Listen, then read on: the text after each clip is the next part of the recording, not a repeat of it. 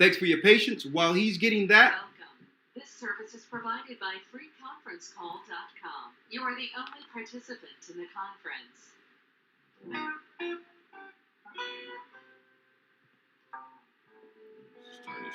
Yeah, right here. Yep. Yeah. Mm-hmm. All right. So while he's setting up the conference, we're going to give you the number where you can call in and chime in. While he's doing that, I thought I would do some reports while he's setting that up. You've set it up already, Elder Lawyer? Yes, sir. I can give the details now. Okay, what's the details? We'll put it in the chat.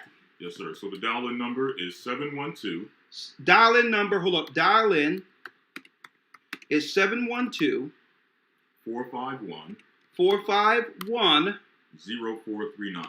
0439. That's the dial-in. And what is the access code is 168. The access code is 168 934. 934. So if you want to call in, 712 451 0439. The access code 168 934. Correct, Lawyer? Yes, sir. All right. Sir. They're coming in now. I'm going to put it on mute, or it's on mute mode when you come in. It's going to be on mute as it comes in. I'm going to take some calls in a second. All right. Okay, but let me get you all up to date, okay, on the news that came out this morning and how the media have now drawn this report back. Okay?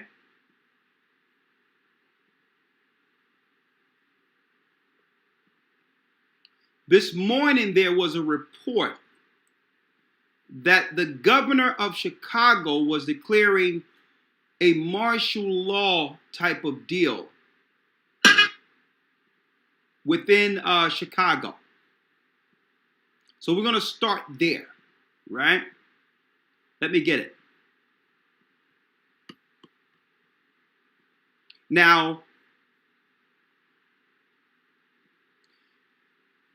this report originally came from Washington. Let me grab it here. The Washington Examiner let a premature cat out of the bag. That there was martial law declared in which Chicago would not be able to get firearms, ammunition, all alcohol sales terminated, indefinite until things change, and no gathering, clubs closed, everything was the report coming from the Washington Examiner this morning. But obviously, someone let the cat out of the bag earlier to a degree in which the Chicago Tribune had to reel back that story. But the fact is out there. Brothers and sisters in Chicago better get prepared, because whatever they're looking to shut down from you, all the things they're looking to cut off, you will not be able to get. Now, let me pull up this article here so that you all can see it with me here. All right. Here it is right here. 1 second. Here it is.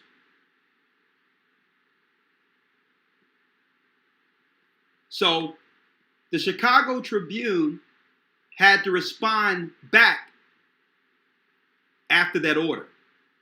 Mayor of Champaign declares emergency over coronavirus, but cities assures it's not banning guns, alcohol sales, or seizing property. But the report out this morning from Washington, don't forget, that's where the president is, that's where Capitol Hill is, that's where the Senate, Congress is. Someone leaked out that information because it was in the papers this morning within Washington, D.C., within Washington. It says here, The city of Champaign assured people Friday it's not banning gun or alcohol sales or seizing property after several conservative media outlets highlighted the mayor's ability to take those actions as part of an emergency declared to deal with the COVID-19. Websites including the Washington Examiner, so this is not a conspiracy theory here. The Washington Examiner is a reputable mainstream outlet. So I was alarmed to hear something like this morning, that they would actually report the confiscation of guns. Maybe this report got out early. Maybe they put it out there before, someone put the cart before the horse here. And now they're reeling it back. But nonetheless, it was reported. So you can't say you weren't told, even though they're reeling it back. Websites, including the Washington Examiner, ran stories about the emergency declaration after gun rights groups highlighted that Mayor Deborah Frank Feenan's power to ban firearm sales under the measures, and local TV station One ran a story about the mayor's declaration and a city ordinance putting an emergency info effect. No coronavirus cases had been diagnosed in the city as of Friday, a fact noted in some of the articles. Okay, but yet they're beginning emergency precautions and all that right up under the nose of the citizens there. I wanted to put that out there, right? That's number one. Let me get rid of that. Now, what did I tell you all? That usually when it comes to these particular types of things, at the end of the day, it's our people at the end of the stick for the vaccines. Look, coronavirus, COVID-19. And look who they have there. Look at the face of those they're targeting with the vaccines. Huh? Didn't we tell you? I said, they started in China, just like they started over in the Middle East when it comes to terrorists. And now the face of terrorism are black people. Now, we have a crazy killer cold or flu where the target is to shoot vaccines into our people. Right? Did I tell you didn't I say what was going to become the face of the vaccine? Huh? Didn't I tell you that a few days ago? And see, it's not like I have some deep insight. They run the same things over and over again to the degree in which it's common sense to this point. It's not like I have some great window into the future or something. They usually bring something out, and then at the end of the day, it's our people disproportionately, the poor are disproportionately affected by it. Right? Did I tell you? Told you. Right? Just wanted to put that out there. What is the new coronavirus, COVID-19? Now, the children aren't even dying from this thing. I have a data, a reputable data that's usually sent to certain administrations who use this data to track the virus. I'm going to go through that in a moment. Dr. Brownstein, what does he say? We are not worried about the COVID-19. It's a doctor. Vaccine impact. Coronavirus 7. We are ready, and you can be ready too. Okay. Right? Problem. It's the Hegelian dialect. Problem, reaction, solution. We are not worried about COVID-19. We are ready, and you can be ready too.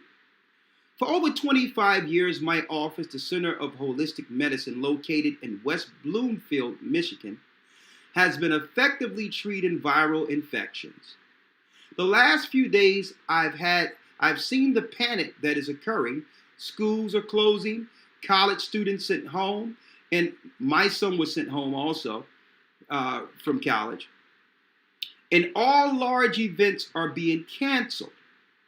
Rather than a time to panic, this is a time to reflect on our healthcare system and how to ensure that your immune system is ready to fight COVID-19. The present coronavirus infection. You notice he said the current. Corona today, swine flu yesterday. Whatever happened to Ebola? Where did Ebola go? Ebola went on vacation and was replaced by Corona. It says here,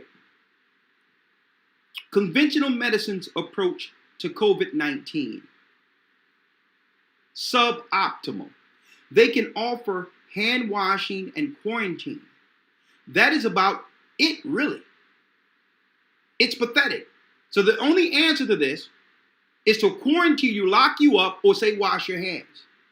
The same, keep in mind, with the cold or flu, it's the same precaution, nothing different. The same precaution with the cold or flu. And the sick thing about this is, I got it this morning and was doing some of the research. A lot of these hospitals and stuff don't even have, or clinics don't even have the kit to test whether or not someone has the actual coronavirus. So you come in with a regular flu or cold, 9 times out of 10, they're going to just put you up under the corona. Oh, the common cold and flu also went away. They went on vacation, and the only thing left out there now is corona. Okay? But I digress. The media and the powers that be would have you believe that this is the first time coronavirus has ever infected humankind. That's the power of media, right? That is simply not true. In fact, about 20% of common colds are caused by coronavirus. It is important to know that coronavirus have been around for hundreds of years. I know this strain is different, but all viruses change and mutate and are on a yearly basis. In fact, the influenza virus changes during every flu season, as I previously stated. I've been treating these viral changes for over 25 years. Okay? Now, so there's a great chance that you probably had coronavirus and you just said, I had this nasty flu. There's a good chance that you had that same strain, but it was just under the title flu at that time. It's not as if we know the exact number or genetic or the bio makeup of every virus we come down with. It's just this one, they just put a COVID-19 on it. But to us, it's a cold, it's a flu. See? Listen, it says here, my partners, these are doctors, have all found success using natural therapies to enhance the body's immune system, as well as to kill viruses, including flu-like viruses. This is Vaccine Impact. Y'all can go there when y'all get a chance, but still, y'all can do your own research. And then, if you would like, check with your doctor, get informed consent, and just get all the information out there for what's best for your particular home and make a decision for what's right with you. But this doctor said right here, today I ordered intravenous hydrogen peroxide, vitamin C, ozone, glutathione for my sick patients. I am confident that these therapies will help them recover eventually. Keep in mind, my partners and I have nearly 80 years of experience with these therapies. Not only do they work, they can be miraculous. Just ask our patients, right? So that's Vaccine Impact, and there's doctors there, okay, who have studied. I'm talking about reputable doctors who've been dealing with homeopathic cures, and before that, they were in the mainstream pharmaceutical doctors sector. Okay, so These are places you can go if you look for natural ways to build your immune system, because usually if you run into something that's nasty that's affecting another person negatively, sometimes it affects you because your immune system is built up so well, like a common cold, because your body is strong enough to ward it off. These are the details they're not telling you. And that leads us to this.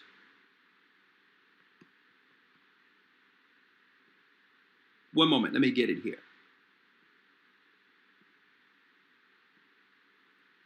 I had one thing in particular. One second here, let me grab it. If I have it.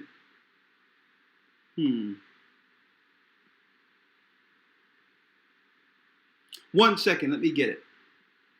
One other thing I wanted to show you. One second.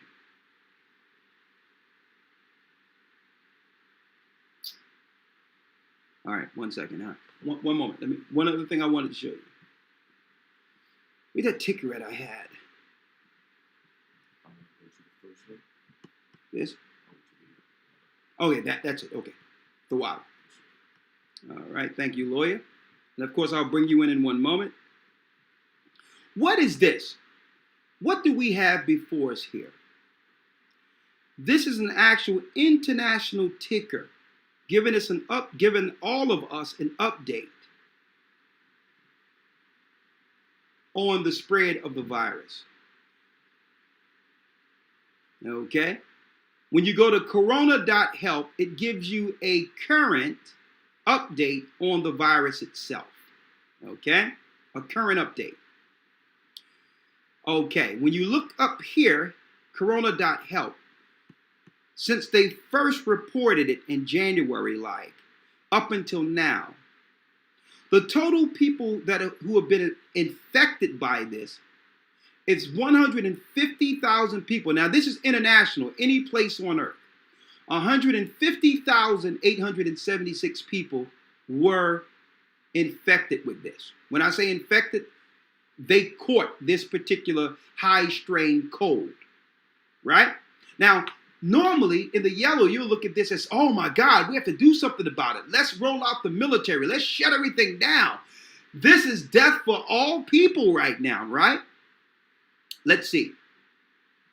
Out of 150,876 people, 5,625 people died throughout the whole world. And the majority of these people were senior citizens, between 65 and over 80, who already had pre-existing illnesses and compromised immunities and respiratory issues. 1,586. Well, what of all those that came down with the coronavirus? What happened to the rest of them? Well, look at this here in the blue. Look at these numbers here. Here are the total people who recovered as to date since they were tracking this. 72,510 people who once had it overcame it. They're walking around normal right now and nothing of it. They overcame it like a common cold or flu. I want y'all to examine that. But this is not being reported like this. And I'm not saying that some people may not recover from the corona if they get it. Why? Because maybe their immunity is already compromised. Okay. Maybe they're dealing with respiratory issues. Maybe, they have pre-existing issues. Maybe they're sick already. Maybe they smoke and all that and have emphysema and lung issues. Okay. Maybe their immunity is so compromised that if they run into it, or even a common flu, a flu would probably kill people with a compromised immunity. So I wanted to put that out there so that at least you have the numbers to deal with. Because this is more so on par with what we've been viewing in the normal population, which is the normal population is that we don't see too much of a change when it comes to sickness in people. We don't see that. People are getting it, obviously, 150,000 worldwide, but we talk about a world of billions of people. Okay? So people are getting it, but the majority of the people, 90% of the people are recovering from it just like a common cold or flu. Okay, now, because this thing is so deadly and has this deadly strain to it, of course, we must be careful in how we operate with others, and like I said the other day, be cognizant of your environment. Of course, but I was like that when it comes to colds. If I see someone coughing and all that, I'm avoiding them. I've always been that way. Okay? If I can add as Yeah, well, as you're mentioning, just to add to what you're saying, of course, we're not trying to trivialize, we're not trying to say, don't take health and safety precautions. It may not be deadly for someone, but depending on where you are in your health, your immune system, your cleanliness, it could be deadly for you. Exactly. I'm glad you brought that point out. So I'm about, if you're going to deal with it from the physical side of things, we're going to deal with the spiritual side of things in a moment. But from the physical side of things, take precautions. Get everything you need holistically to build your immune system. How long have we been talking about that? Mm-hmm. We must live a righteous, clean life and make sure we put the right things in our bodies to ward off disease. Okay? Okay. Corey's servant says, who cares? Back to the scriptures. Okay. What you do is make a new account to comment with. All right? What is the ban forever here? Let me see. Do we have a ban forever? You can hide user on the chat. You can... Okay, that's good. All right. Now. Okay, you make a channel and you bring out scriptures on your channel. How about that? Absolutely. Now. Okay, patience is a virtue. All right. Now. Next thing. What is going on? What aren't they saying right up under your nose? What's going on in the midst of this corona thing? Right? Because another thing I'm checking out, those that I know in parts of, don't forget, Egypt is the most populated country, I'm talking about as a city, within all of Africa. And I've spoken with people in that region, and they said everything is normal. Egyptians ain't even worried about this thing at all. So one thing I know about this coronavirus definitely don't like Egyptians. Okay? There's something about those Egyptians that coronavirus just don't mess with. So this is a border country-specific virus. Okay? We know that for sure. It's country-specific. Very smart virus. Now, one moment here. Let me get back here before I open up the calls. This is what they're not telling you. Report yesterday from BBC News. Iraq-based attack. U.S. in retaliatory strikes on Iran-backed fighters. The U.S. has launched retaliatory airstrikes against a pro-Iranian militia group in Iraq after a rocket attack killed 2 of its soldiers. So there's an attack, a base that was hit. War. So the military is putting things in place, understanding that eventually there will be a world war, America and Israel leading the charge against Iran. Now, see? So what they're doing with the corona is being able to put their military infrastructure in place, knowing war is imminent. Right?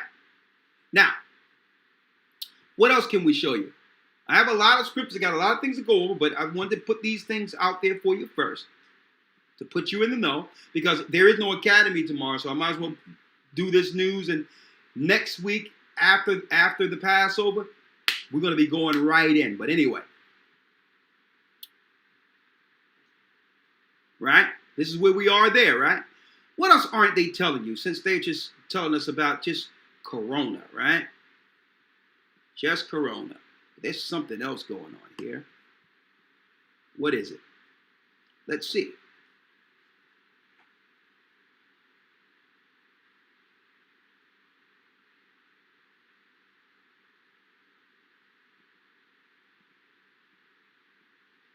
Check this out, brothers and sisters. I'm pulling it up now for those who's looking. Property. Okay.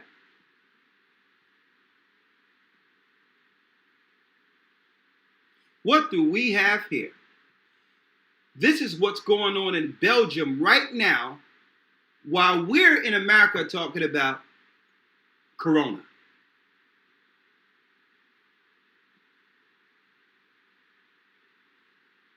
This was taken from Belgium. Someone took this strictly from a phone, recording what's going on in Belgium, in Europe right now, in Belgium.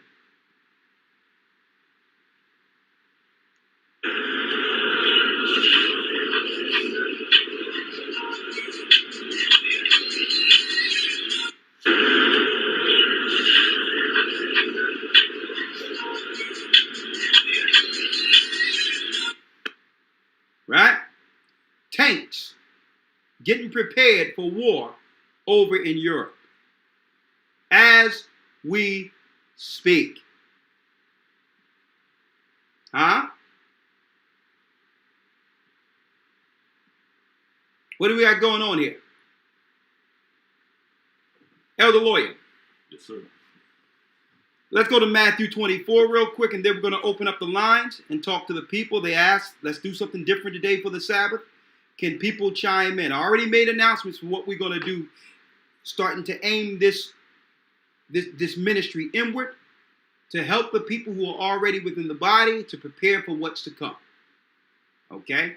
In the meantime, we're going to be setting up what you would call closed circuit areas for different cities and states, big cities, Indianapolis, Indiana, different parts of Florida, where you can come in and learn directly from us and get guided and get baptized eventually. Because we can only be in one place at one time. So we're going to try to do this all at once and speed things up, knowing that now they have changed the whole game with all of this. We have to make it quick. We have to make sure we have our closed circuits every Friday night being taught in Africa, as well as other places, since we can't be there and look to just fly and be there for weeks at a time, seeing that the time is shorter than we thought we would have here to be able to set things up. Okay?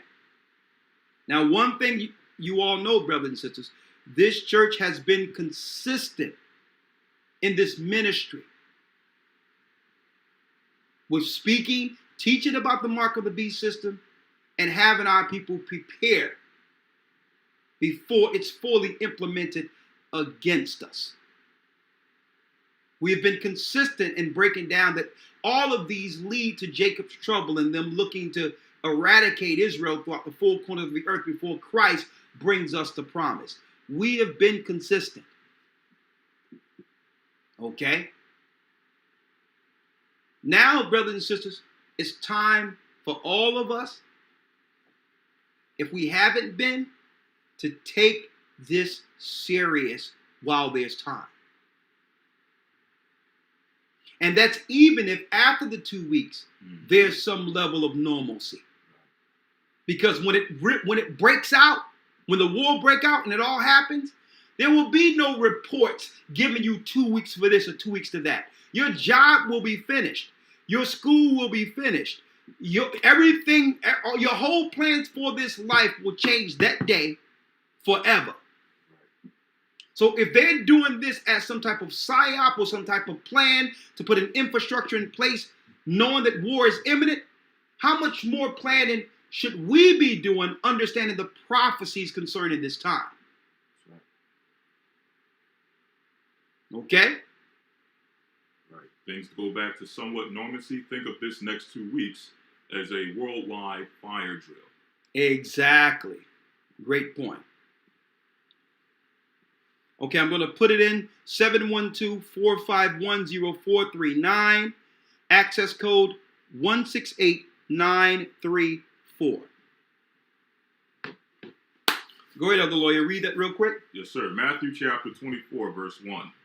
And Yeshua went out and departed from the temple, and his disciples came to him for to show him the buildings of the temple.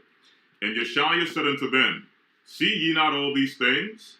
Verily I say unto you, there shall not be left here one stone upon another that shall not be thrown down. And as he sat upon the Mount of Olives, the disciples came unto him privately, saying, Tell us, when shall these things be? And what shall be the sign of thy coming, and of the end of the world? What shall be the sign of thine coming, and the end of the world? The signs of the times. Read. Verse 4. And Yeshua answered and said unto them, Take heed that no man deceive you.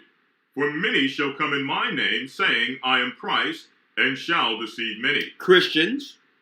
And ye shall hear of wars and rumors of wars. So the many Christ was talking about who would come in on the scene and hijack Christianity was the church that was established after the fall of Jerusalem, the Roman Catholic Church. It's identifying the Romans who would deceive the whole earth. Read. Verse 6. And ye shall hear of wars and rumors of wars. Ye shall hear of wars and rumors of wars. So Christ is giving the disciples insight prophetically into the future here. Okay? The insight is not just for their time. It's the end of the world. So it's a whole breakdown of that time, and dividing of times. What to look for throughout these generations. There'll be 35 generations that would lead, in which all of these prophecies would happen within that time span, a 35 generation span, time and a half of times. Read. Verse 6. And ye shall hear of wars and rumors of wars. And ye shall hear of wars and rumors of wars. When it says 3,500, that's 3,000. When you break it down, that's 1,750 jubilees, It's 3,500 from the time of Moses getting the law and Christ's birth. Okay? So what we have here is 1,750 years. You got 1,750, 35 jubilees. 35 jubilees between us getting the law and Christ's birth. It all links into this calendar that we have out there. And there'll be 35 jubilees between Christ's birth and his coming. That's your time and a half of times. Read. See that ye be not troubled. Come on. For all these things must come to pass. All these things must come to pass. Read. But the end is not yet. But the end is not yet. Read. For nation shall rise against nation, and kingdom against kingdom. Race against race, kingdom against kingdom. That's what we're seeing right now. Race wars, race division, kingdom against kingdom, wars and rumors of wars. That's the time that Christ said that we would live through before deliverance. Mm-hmm. Read. For all these things must, verse 7, for nation shall rise against nation, and kingdom against kingdom. Come on. And there shall be famines, and pestilences, and earthquakes in diverse places. That's what we went through this last week, even from the broadcast, showing the rivers of the waters in China like blood.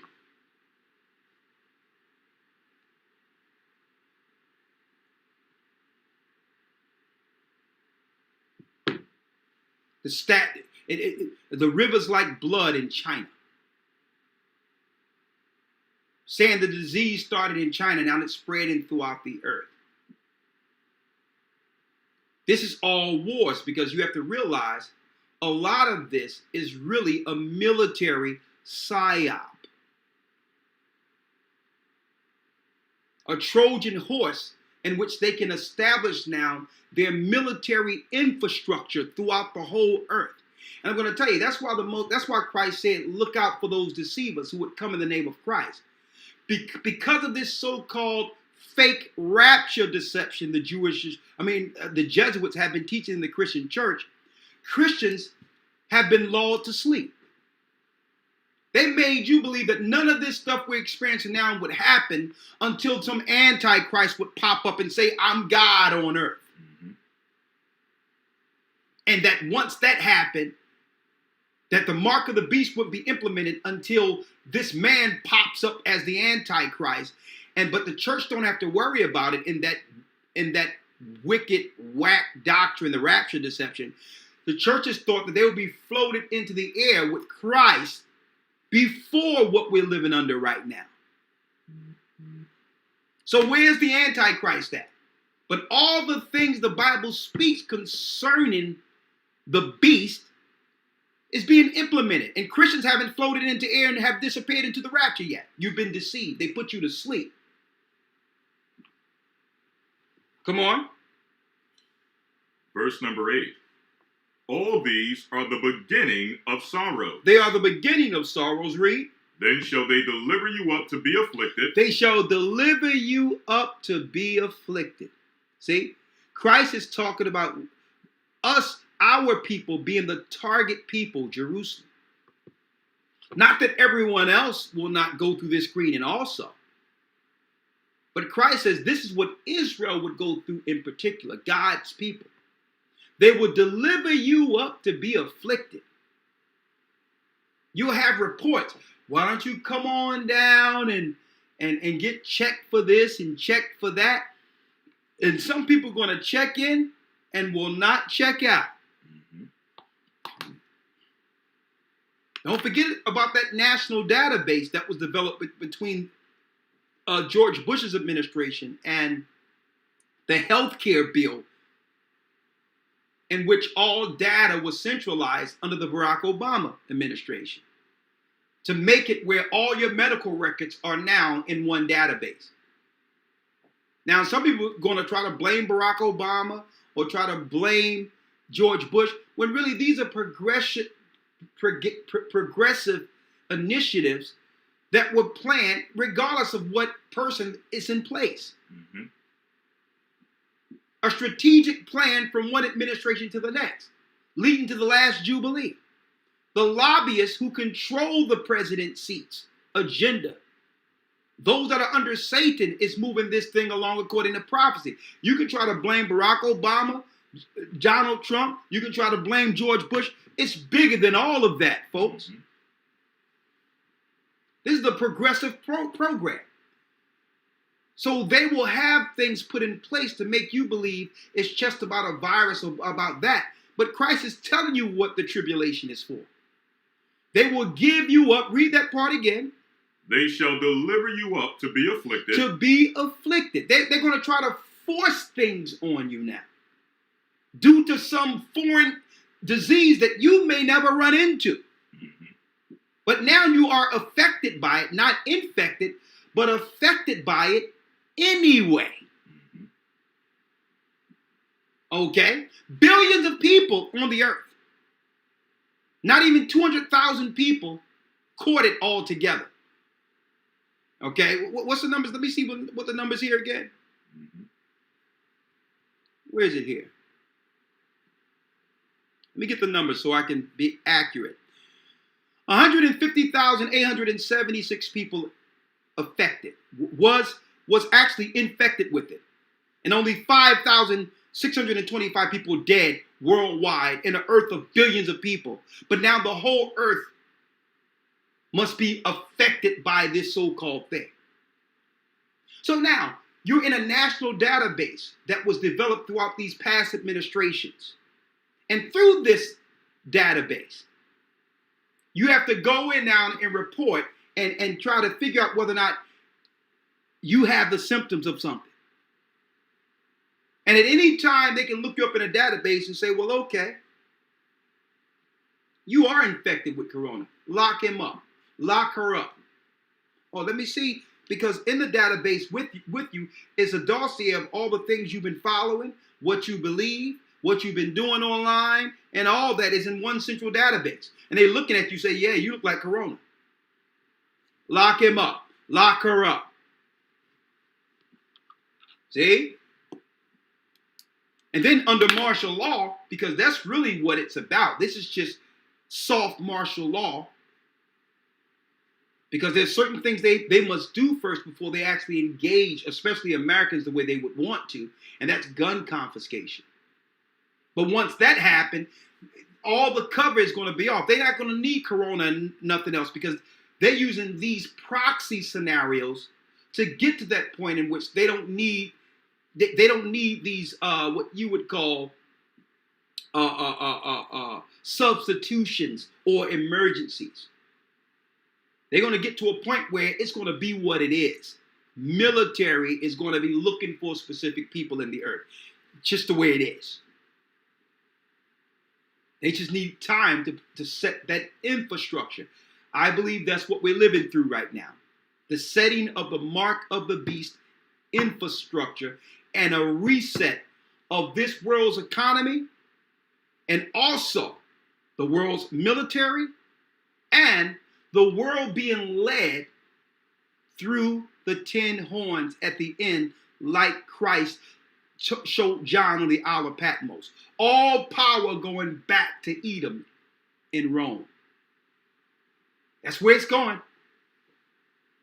But right now, everyone is centralized in this database. And now come on into your doctor's office. Come on in. Let's see who's going to come through and test for corona. Okay? These are all programs to see who's actually easily led to the slaughter. I'm going to tell you, folks. Listen to this. Come on.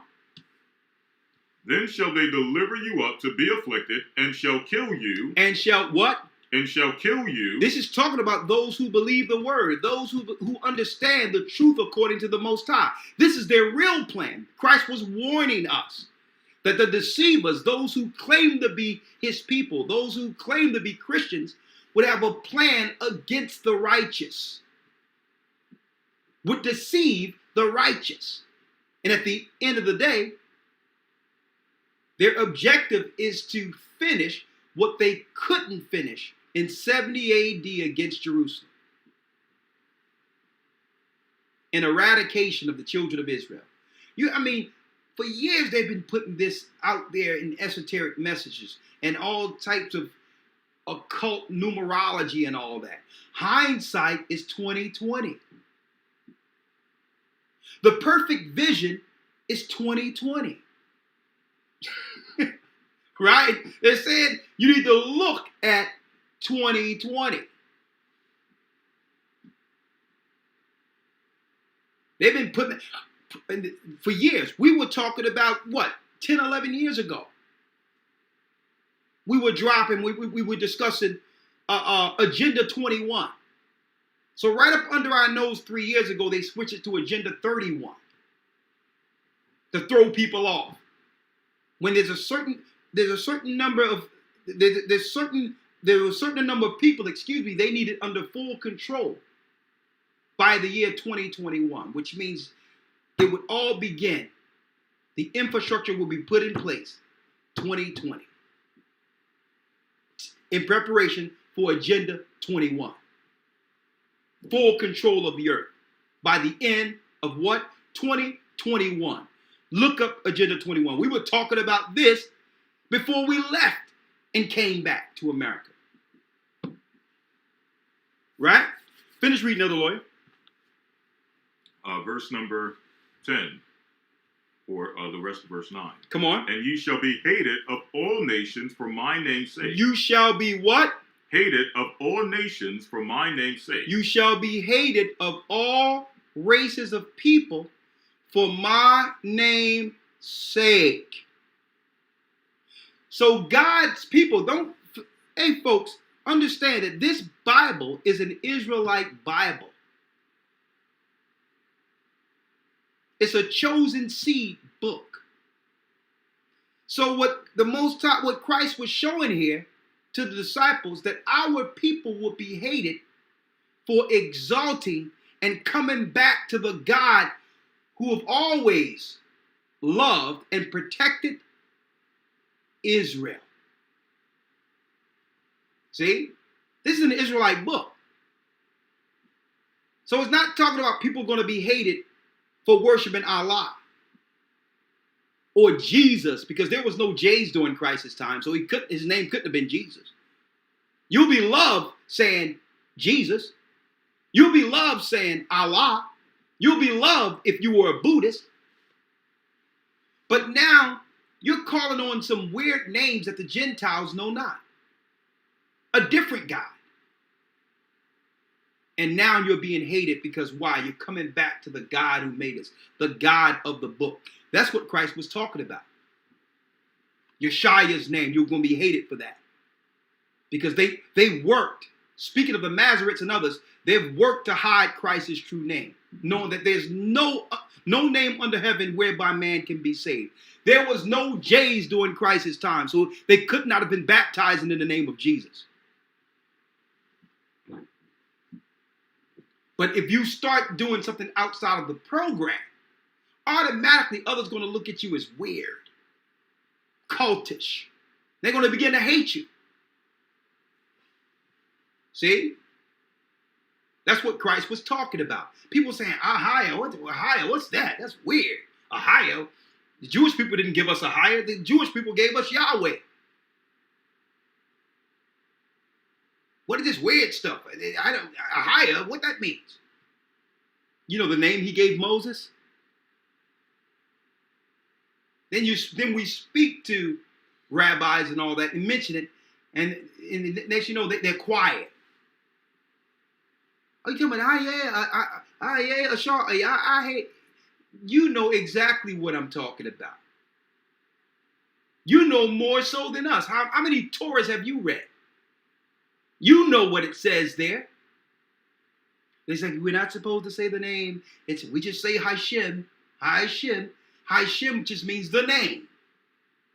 What name? Why are you hiding God's name from people who are under onslaught by the enemy? What type of crap is that? Why would you hide God's name if you're not the enemy of God? Hashem. Finish reading. Verse 10. And then shall many be offended, and shall betray one another, and shall hate one another.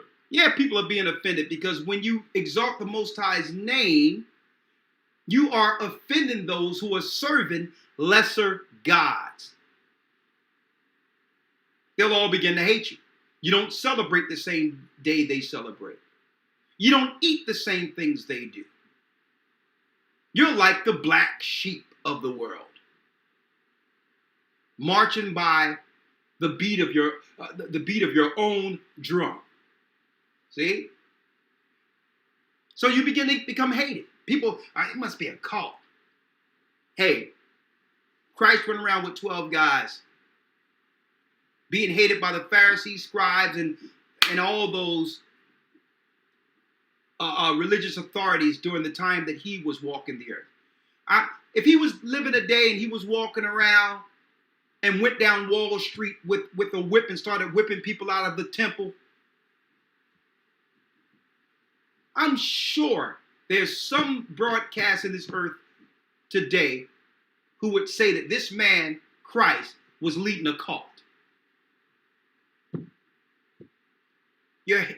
We're hated because we're God's people, and we also hate it because we're telling the truth according to this word. And Christ prophesied this would happen, and they would begin to put measures in place to engage the righteous. So the whole thing is now, we're in the thick of it now. Should we be afraid? No. We are to prepare spiritually. The weapons of our warfare are not carnal. You can't meet what they would call carnality with carnality. This is the stage that Satan is setting. To think that to have us prepare to engage them physically. Mm-hmm. It's not a physical war. That's right. We must respond spiritually to their carnality and let the Most High work between us and them. Give the spiritual realm space to work for us. That's right. So we're going to discuss all that. Yes, there's physical preparation we're doing to actually withstand what's coming. A fool sees something coming afar off and not prepared. We've been talking about this for how long?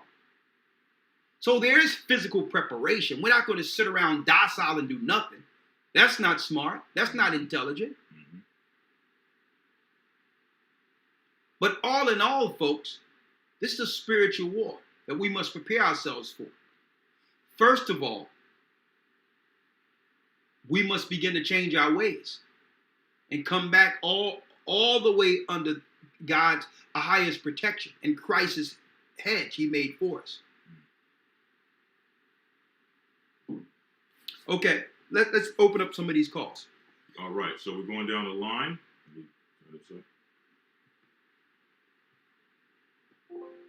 Turn it all the way up because they're going to need to hear it. Yes, sir. We have 226, last four digits, 6148.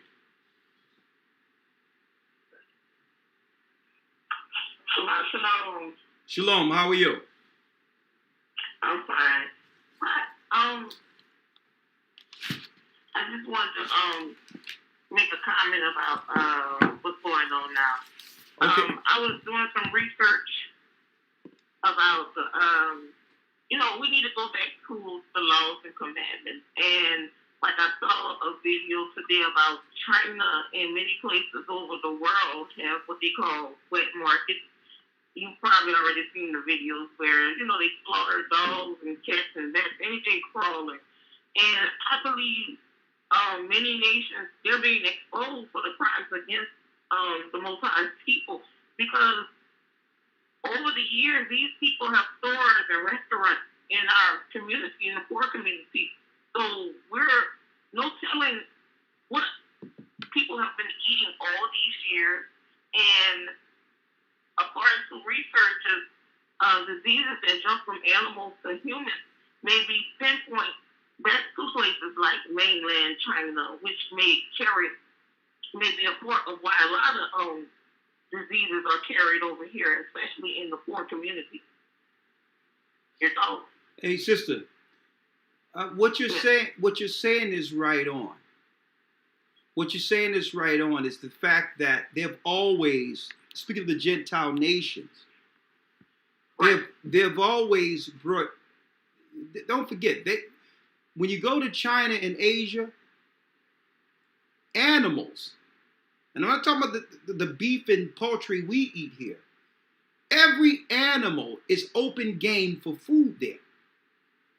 And they've been selling us in our neighborhoods, I know for sure, cats, dogs, rats, and all that since the inception of Chinese food in the ghetto. Okay? I've seen what they call ribs in a Chinese store in comparison of the ribs my mother and father, which was pork at that time, I know what a pork rib looked like. Mm-hmm. And I see these little ribs they were making, and they would say these was Chinese ribs. And I'm like, yo, this is, man, what is this, an anorexic pig?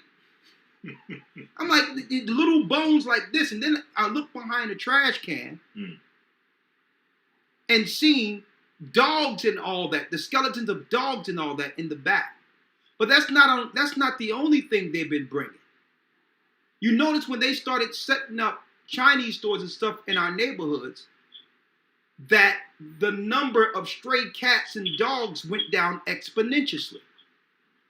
I remember I used to go outside and see packs of dogs running around, to a degree in which if I wanted to find a puppy or something, I could get a dog the same day. Mm-hmm. I remember that time. Try to find some stray dogs and cats in the neighborhoods now. Mm-hmm. Another thing, and I know when we pull this out there, put it out there, there was some pushback, especially from sisters, when I talked about Asia and China and all that, in the hair market, and how our people made that $1 billion industry that we don't control, and how they were women from India, Babylonians, were shaving off their heads, praying spirits into the product, the hair products, and selling them on the open market, targeting our sisters. Now what happens? 9 times out of 10, it's a shame because we're never going to release ourselves from our programming. 9 times out of 10, when it comes to China and all these other products, it wouldn't be too long before you're going to find what they call Corona and all these things in some of these products we just can't walk away from. Put it in our hair, consume it in our food, and the next thing you know, it's going to be exactly what I showed. I showed on this, where we're the target people of coronavirus now. But go on, I digress. Thank you. Peace. Hey, sister, where you from? I'm from Louisiana. I actually connected with y'all in 2013, and the Most High, I already had some, awakening going on, but you all introduced me. Opened my eyes a little wider where I got the understanding. Because I know the Christian church, they only have like a spiritual side of it, but you all introduced us to a more what the Bible is actually saying. Hey, and sis. So, okay, I understand. Yeah, I travel a lot, so I haven't been able to visit any of your churches, so I would like to get back connected. Okay, and what part of Louisiana you're in? At the Baton Rouge. Baton Rouge, okay. Well, we're going to have a gathering there where you can come in and get guided through the church directly from us. Okay? Okay, so get ready. All right, thank you, sister. I'm ready. All right. And also for those who are in Louisiana, we have 2 gatherings, one in New Orleans, another in Lake Charles. So we do have gatherings in New Orleans and in Lake Charles, Louisiana. Moving on to the next one, we got 414, last 4 digits. Let's see here. 0317. Shalom. Shalom, Elder. Shalom, Elder. I'm Andre Thomas. First off, I want to say all praises to Ahia, and then I want to thank y'all for staying strong in this fight. But I have a question. I'm from Milwaukee, Wisconsin. I got baptized with you guys in 2017, and I think it was a YMCA where we had the swimming pool. We get baptized in the swimming pool, but I have some other people that want to get baptized too. And right now, the only body I know is in Chicago, and right now it's shut down. So I just wanted to figure out, do y'all have one that's close to Milwaukee prior to Chicago? Where are you in Milwaukee? Say it again. Where are you in Milwaukee? In Milwaukee, Wisconsin. Okay. I'm like on what's this? The Right. east side of Milwaukee, like on 30. Hold on. Yeah. Write his number down for me. What's your name? Andre Thomas. Andre. How old are you?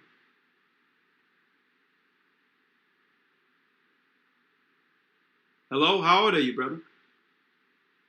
I'm 30 years old. Okay, because 2017, and you've been following our doctrine and our teachings diligently since you've been baptized, right? Yes, I've been baptized. Yes. Okay, so we're gonna call you because you're gonna be one of the point people we use in Milwaukee for the closed circuit area we'll have for the gathering there. Okay. Make sure you put his name Okay. down and put point person in Milwaukee. All right. So I'll call you tomorrow. Okay, is it a certain time where just be on standby? Just be on standby. Is this your cell? Yeah, just myself. Okay. Yes. Be on standby. I have a lot of calls tomorrow. All right. Okay. All right. Okay. Shalom. Go to the next one. Shalom, bro. And like I mentioned to the brothers and sisters earlier, usually after there's a run on food and water, afterwards there's a run on gasoline. So while the prices are what it is and people are still on the food phase when you should have been stored food and water, you should be in the gas phase right now. Going to getting some containers, some nice tight containers for gasoline and loading up, because you're not going to want to be the person stuck with lines around the block looking for gasoline. Okay? You're going to need that for your car or your vehicle to get from point A to point B. You don't want to be stuck out there during this time. Now, like I said, I hope within 2 weeks they shut everything down and reset it. And what they're claiming is they'll know more by 2 weeks, and that's really at the perfect timing of the end of the Feast of Unleavened Bread, which is the end of their 2 weeks. We're going to know whether or not this was just a reset, getting things put in place, or we're going to know it's permanent. If they start kicking this can down the road and say, well, give us another week or 2 weeks, know that it's not going to get better at that time. Wow. Appreciate it. No, it's not going to. No, it's only going to get worse. Thank you. They start kicking the can down the road and say, give us, well, we thought things would be fine in 2 weeks, but we need more time. Know that it's never going to go back the same.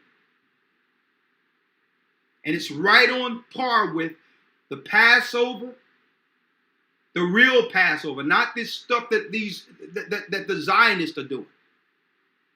The Passover according to the Sabbath calendar. And at the end of the Feast of Unleavened Bread, which is 14 days, there's a week that's coming up next Friday, Passover. And then sundown, it begins the Feast of Unleavened Bread, and then Saturday sundown ends the Feast of Unleavened Bread subsequent to the Passover week. After the end of that, we'll know that Monday, after the Feast of Unleavened Bread, we'll know whether or not it's going to be some level of normal, or it'll never go back to where it was. You just have to get before the cities are going to be madhouses.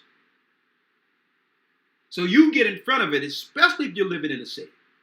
Stock up food, water, and get gasoline while everyone else is looking at food. You're going to need it. Get yourself a generator. When the time comes, you're not going to be able to find a generator, folks, to charge your phones and charge things in case the grid goes out.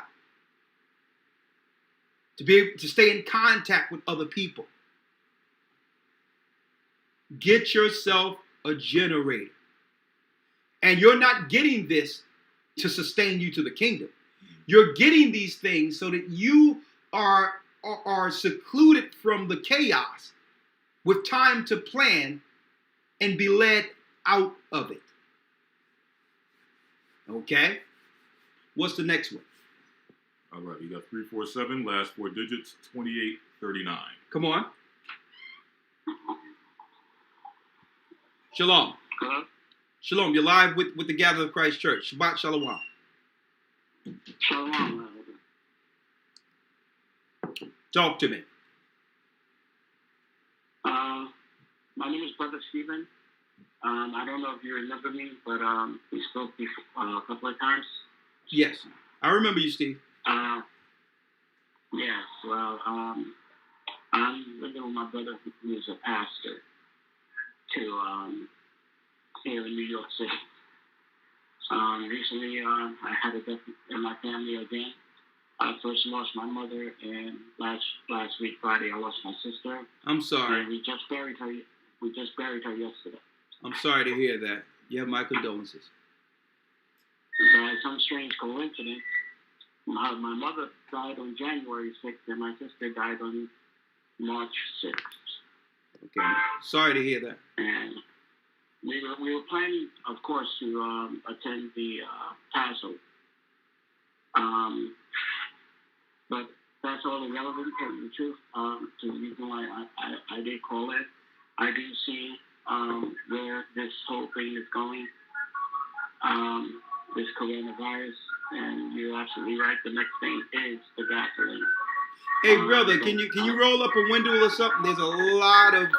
There's ice cream trucks and everything happening here. I'm going to put you on mute for a moment. I'm outside on the street at the moment. It's hard for me to get to a place of quiet at the moment. All right, well, just tie it up and I'll answer whatever you have to say offline. Okay. Go ahead. Basically, we also are going to experience, as you say, people being locked up. They'll use the excuse of the virus to do so. Here in New York City, already there are already talks of isolation and isolating communities. They've isolated the community of Liberacion, making it a band of 3 miles, a band around the New York area of New York.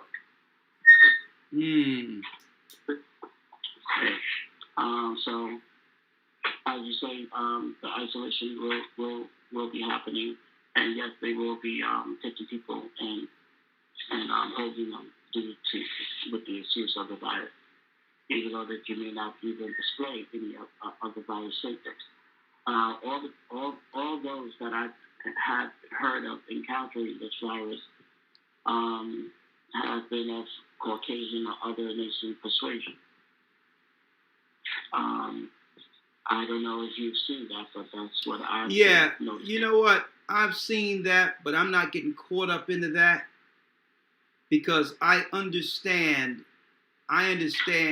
the I would call it the psyop or the psychological connotation behind it. It's this thing where black people are saying we're stronger and that's why white people are getting it.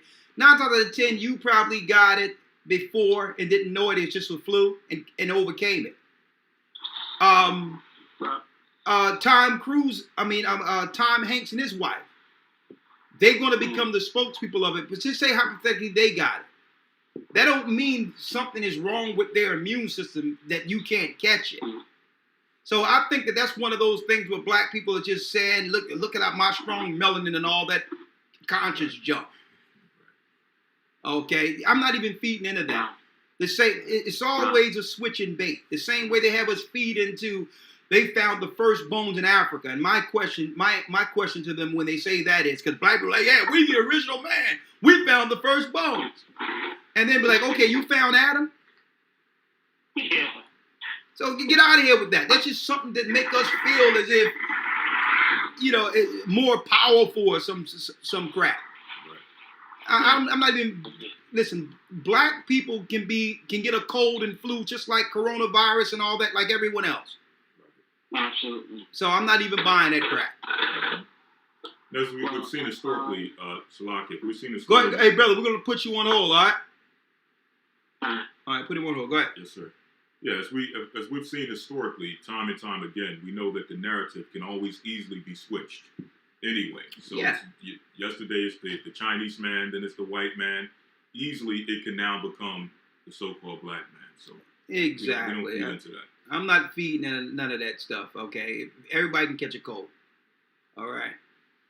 So moving on to the next, and then because if we start downplaying these things as if it don't affect us, that's why we're usually the one inordinately affected by all of this anyway. right? Because we have this so-called superhero mentality that our blackness will shield us from everything to come, from all ills and anything that might come. It's utterly ridiculous. At the end of it, based on the reports, at the end of this, the black community will suffer more so than any community on earth. Right. And that's documented, and I'll show you that in a moment. Right. But go on. And another point on that. Yeah. If something is affecting the Chinese community, what happens? They prepare so that it doesn't affect them further. If something is affecting the white community, they prepare so it doesn't affect them further. Because of the superhero mindset we have, we sit back, it can't affect me, I got melanin, so on and so forth, the chakras and all that stuff. Yeah. Next thing you know, we're not preparing, and then, as you said, it affects us the worst. Exactly. All right, moving on, we got 286, 1196 as the last 4 digits.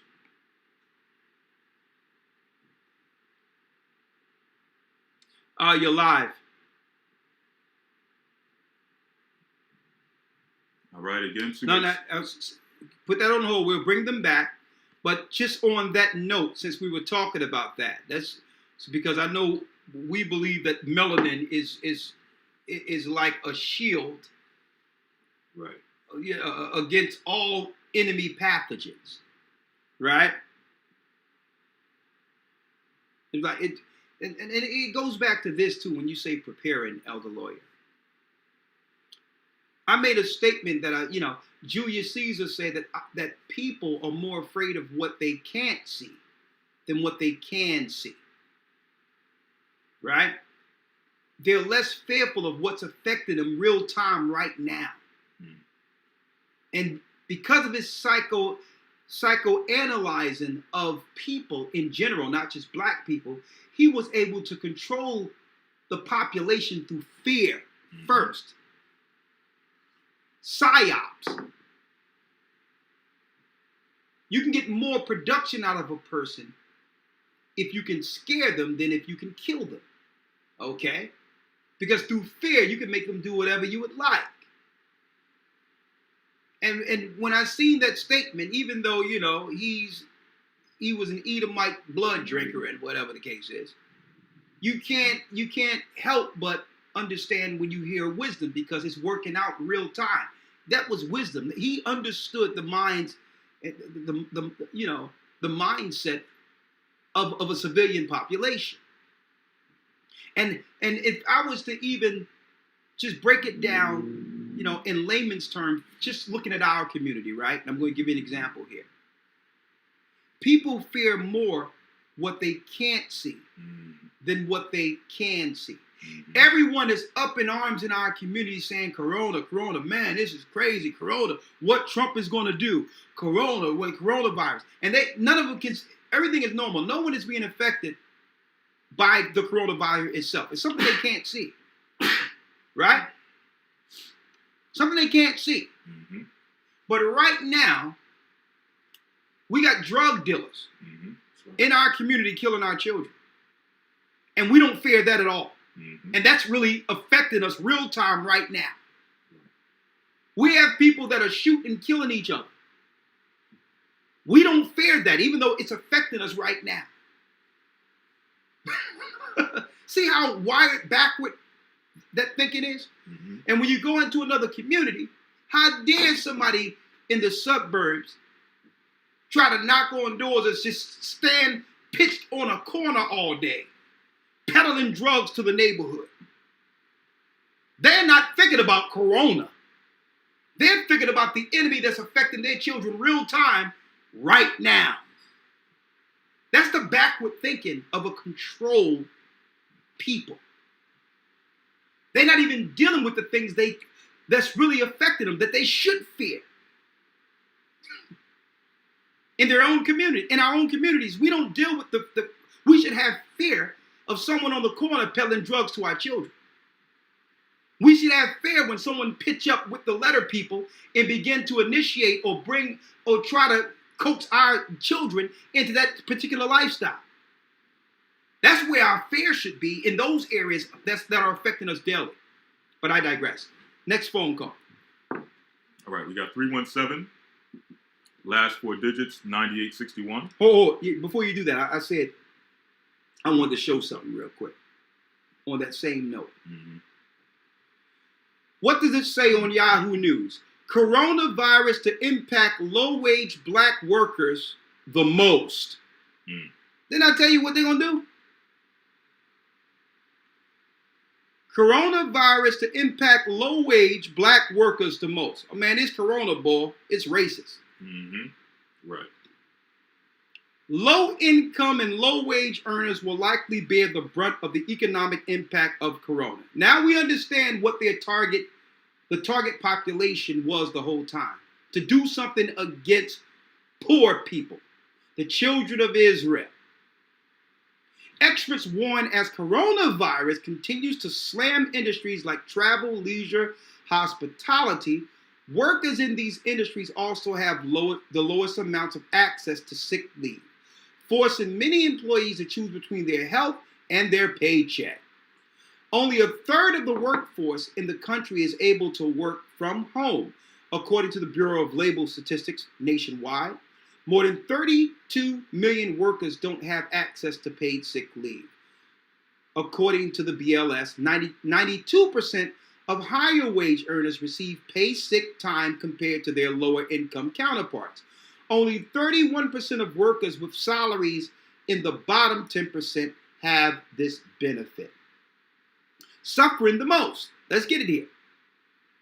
Economically, Elise says, these workers are the most likely to suffer the most, particularly as many face work hour reductions. Now, we've been facing work hour reductions for the last 5 years, believe it or not, incrementally. But this is going to be the hammer. This is going to be the last shoe to drop here.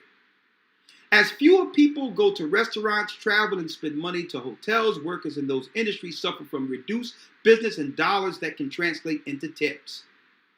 This highlighting the vast inequality in this country, Gould said, and some people are going to get hurt so much more than others. The hurt could be long-lasting. We don't know. We don't know what's going to happen over the course of the virus. Over the course of the virus. Right. Man, what an intelligent virus. This virus has a course. Right. Among the working poor, black workers will be harmed the most. That was their target population the whole time. The BLS black and Hispanic workers are more than twice as likely, the children of Israel, to earn poverty-level wages compared to their white counterparts. Roughly 8% of black and Hispanic workers earn wages. I don't even deal with these numbers, but you get the gist of it. You see the gist of it right there. And I rode through, I went down West Philly to get some stuff yesterday that was needed. And what happens? We're popping woolies all through North Philly. Okay, everything is normal. The music is bumping. I hear Meat Mills being blasted out the window. Next thing you know, I see a silhouette of a person within a car filled with smoke. He let it go. It's like a Jamaican festival up in his car. You get a contact just driving by. Everything was normal in North Philly.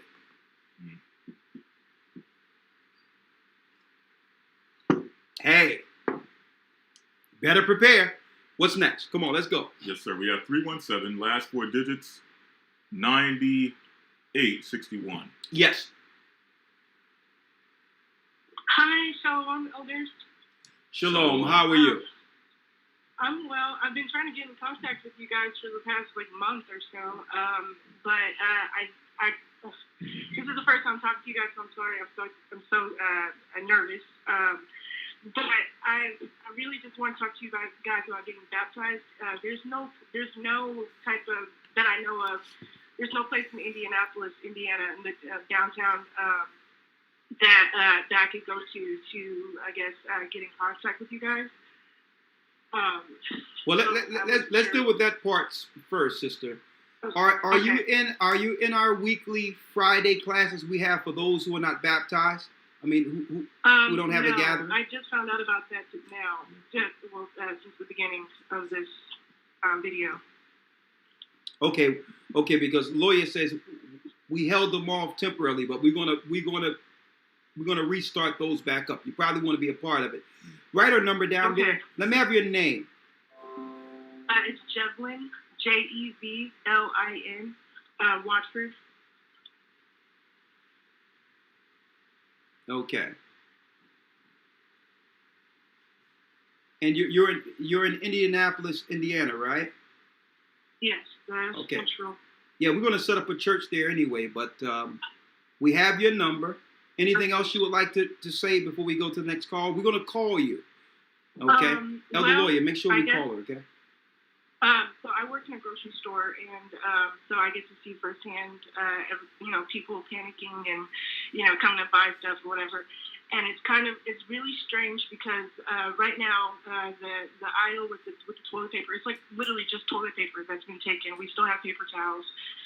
People are taking cereal now, and it's also crazy because like our HBC, it's fully stocked. There's still like Band-Aids and stuff, and then you have the good stuff like the rice and the beans and stuff. It's still there, and it's crazy because I'm just looking at these people like, why aren't you getting this stuff that matters, And so I get a firsthand of what people are not taking, and I get to take advantage of that and take the stuff that people aren't taking. And right now I'm on to the gasoline, and I've been teaching myself how to do like the herbal medications and getting those together, helping my family with their immune system, and stuff like that, and just being literate in everything. So yeah. Okay, well, sister, don't panic now. The Most High have you. Oh, I'm not panicking. I'm just nervous to be talking to you guys. It's like such an honor right now. Crazy. But yeah, definitely not panicking. Just more so, I just wanted to. I had like something was just pressing on me. It's like talk to them, get your passport, and at least my family. That I grew up Jehovah's Witness. Thank God I'm out of that now, but. It's like more so just trying to get them to see things for what they are, and hopefully some of them do before it's too late. But yeah, I'm not panicking at all. Okay.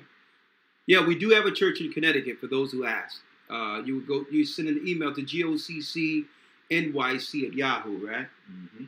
Okay. GOC, but that I'm talking. I was just addressing someone on the comment board. But sister, okay. But how old are you? 21. Okay. We've been saying for a while, sister, we've been putting it out there that you should prepare and store up. We've been putting this out there for the last, 7 years now? Have you been stocking up and making sure you have some reserves? Well, see, in the last month I have been doing so. I should have been doing it a long time ago when I felt led to.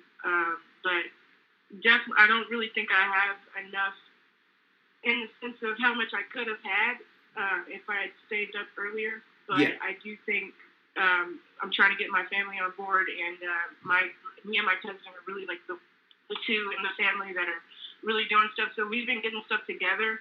So like what's mine is hers, and hers is mine type of thing. So yeah, I'm definitely not completely prepared, but I guess more prepared than someone else. I don't know. Okay.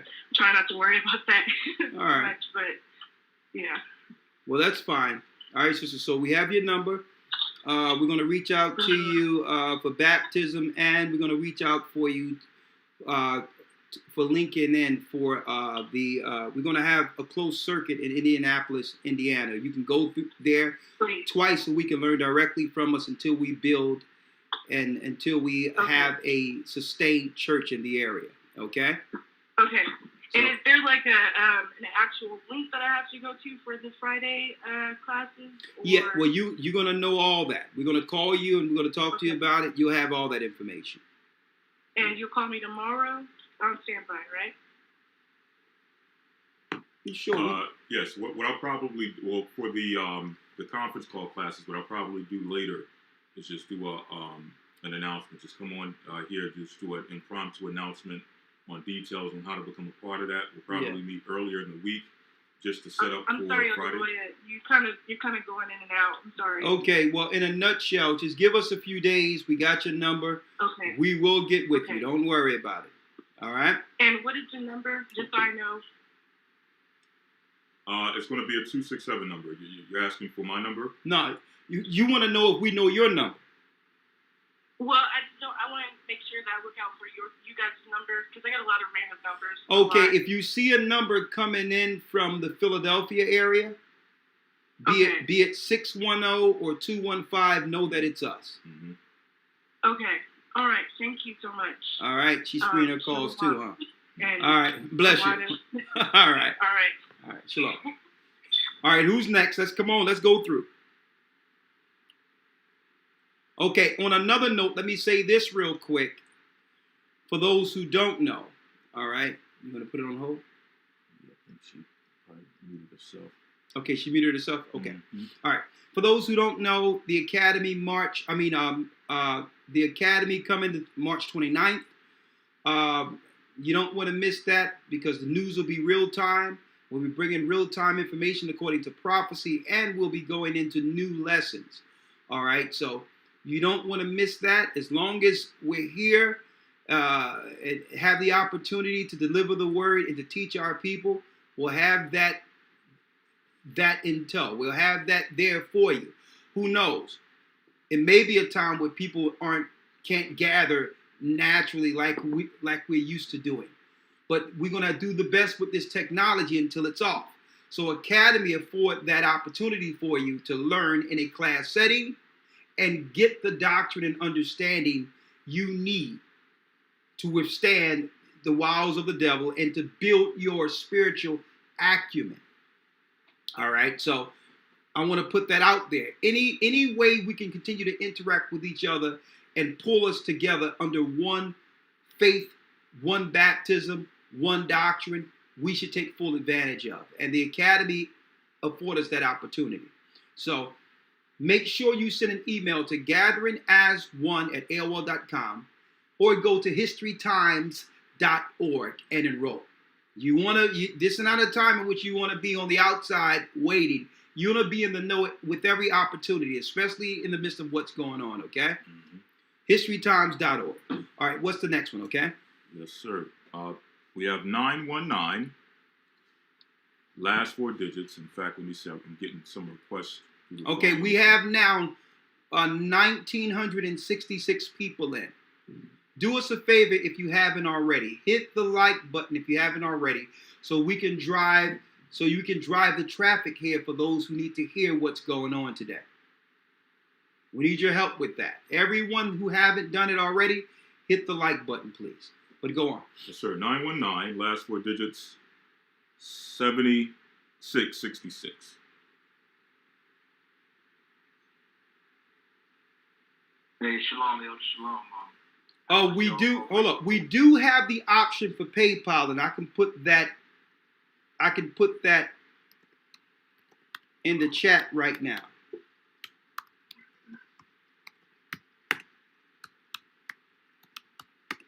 Hello. So that's the email address for PayPal for those who ask that. We do have the PayPal option. Okay. Go ahead. I'm listening to you. Hey, I want to say thank you, brothers, and all praise to the Father for being on Mouthpiece, because you guys are the real news. What they got on the mainstream is propaganda and brainwashing. I want to say, it's serious times now, brothers and sisters, need to pay attention to help put down that fast food, because a lot of that garbage just weakens your immune system and destroys your good bacteria. Brothers and sisters need to just invest in good food. And I know grass-fed meat and all the organic stuff is expensive, but yeah, those sardines and pink salmon, that's wild caught fish in the cans. It's dirt cheap. And I want to say one more thing too. I'm like a walking herb right now, but sometimes I still get sick. But the masses, they put that colloidal silver water. They took it off the books for a reason. And like with Dr. Bird said, that stuff can cure AIDS, and that stuff's the truth, because I invested in the generator. It was like $80, right? And every now and then I get a little sniffle or two. my neck will battery that stuff up. Within 2 or 3 days, it's gone. So definitely, that's the best $80 you can spend at silver core water generator. So let's just put it out there. The masses, the church pretty much knows, but a lot of people don't know about it. But yeah, you get that. That's a must. You got to do a good job. Absolutely. Where you from, brother? Yeah, I'm from the DMV, Travis Town. I call it all the time. Okay. I'm in Columbia. Okay. Are you with the body there currently, right? Yeah. Yes, sir. I bounce in between DMV and Petersburg. But I've been rocking with y'all since 2015. All right. All praises, brother. All praises. Thank you for your call. We're gonna put you back on hold, but thank you for your call, brother. All right. All right. And again, as we mentioned this earlier. We mentioned this throughout the previous broadcast that we've been having in regards to this particular topic. As we've been stating, we know and we understand there's a lot of propaganda involved in what we're seeing in the mainstream media concerning this particular virus. However, we're not saying that you should not take precautions. As the brother stating, you want to start working on your immune system, trying to clean up your diet, trying to clean up your lifestyle, okay? Also, introducing just, a certain level of cleanliness to ensure, okay, that you're keeping yourself safe, you're making sure that you're not spreading. I'm sorry about that. Let me get in here real quick. Yes, sir. Go on. Yes, sir. So just mentioning again, off the back of the brother's call, just making sure we're taking precautions with our health, our cleanliness, so on and so forth. All right. We know there's a lot of propaganda out there concerning this virus and what they're putting out there. However, okay, as we mentioned earlier, if this is anything, it's a huge wake-up call, a huge fire drill that will allow us to and remind us that things will not always be the same. So while we have time, let's really take the limited time we have to really focus on getting ourselves prepared for this time that we're in and the eventual times to come. Moving on, we have 231, last 4 digits, 7221.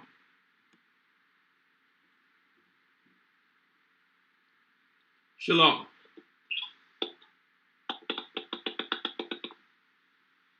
All right. Shalom. Okay. How are you doing, sister? Shabbat Shalom.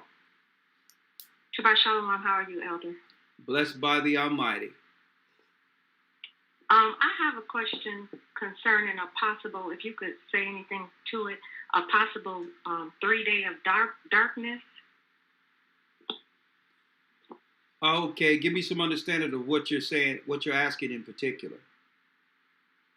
Like, you know how right now we're going through this, everybody in the stores and the shelves being empty.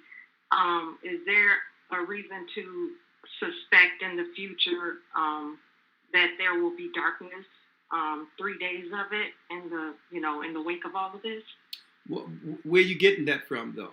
What led you to that? To that question. Specifically, I was listening to a young lady on a YouTube channel, and she's on, with a lot of things that she brings from the scriptures, but you know how sometimes people can be off. Take the meat and leave the bones, and she spoke of that. Okay. I don't mean to be, matter of fact, let me just work with you this way. Yeah. Let me work with it this way. She comes up with a 3 days of darkness that you didn't know about without explaining it, right? What that is. And and because she was up in her emotions with it, it would have us believe that maybe someplace in the scriptures moved her to that conclusion that there will be 3 days of darkness within this. So it was some truth in what she was saying that can be verified by the Bible, but this 3-day darkness came in the same with that same passionate delivery. Right? Yeah. Okay. What scripture did she use for the 3 days of darkness? You know, the one in Exodus with the plagues, and kind of relates them to then and now. Okay. I'm going to help you out, sister. Right? Mm-hmm. When it comes to end day prophecy, now, are you in the church? Are you baptized? How long have you been following the church? I've been with the church since 2011, 12. You're baptized? Kind. What city and state? I am in Grand Rapids, Michigan. I'm just under 3 hours away from Elderdale, and when I can, I make it there. Okay. Do me a favor. You have your Bible in front of you. Kind. Okay. Now, mind you, is this an Israelite sister who said there will be 3 days of darkness? Kind. Okay. Where's her husband? She has one, but I have never seen him. Okay. All right. Let's go to 1 John 4 and 1. Okay. Let me ask. If there was a Jezebel spirit, would you be able to recognize that spirit? Sometimes. Sometimes? Yeah. Okay. All right. 1 John 4 and 1. Okay. Read it.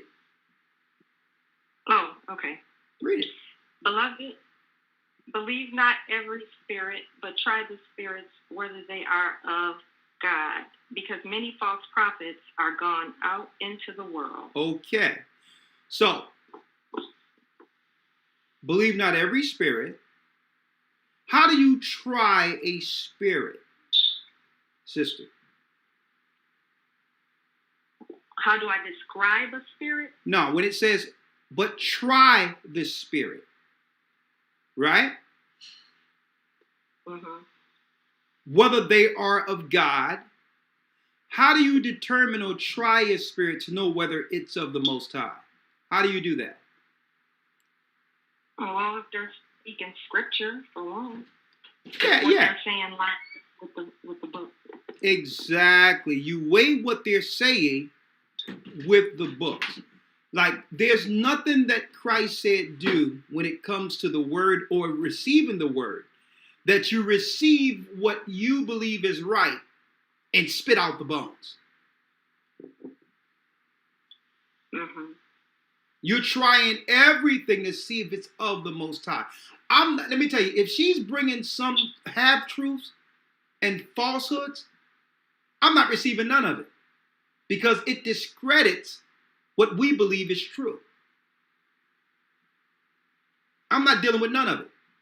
Like, if she can't show me in the Bible where there will be 3 days of darkness according to Christ's prophecies concerning the last days, I done now filtered her through Christ's words and have put her in the category of false. Like for instance, when I told people get their passports and do certain things that they would need to do to travel, I was doing that basically saying that you're not going to be able to go from city to city unless you have certain credentials, because in Esdras it said they're going to cut off the different cities and a man will not be able to travel from city to city. See? Giving real-time help to overcome what we know will happen prophetically in our time. See that? Mm-hmm. I'm not going to tell you something about 3 days of darkness that I can't find anywhere in the scriptures.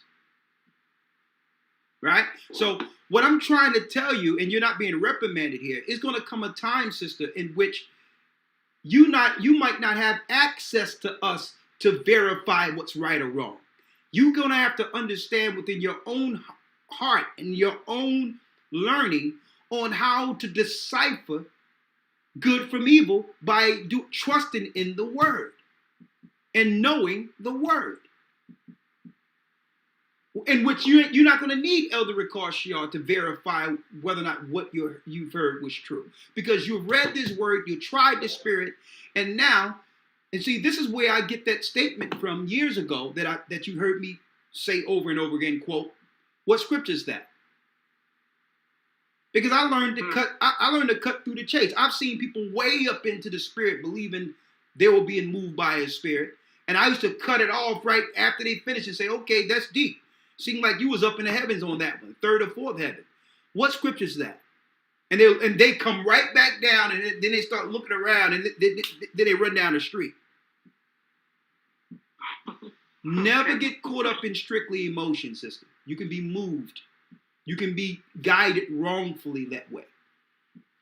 Always confirm everything through the word. So I can't say that there will be a 3 days of darkness or won't be 3 days of darkness, but I've never read that in the Bible. Okay. Right? But I'm trying to teach you here, because you can easily be dissuaded, tossed to or fro. There's many people out there that are leading through emotions.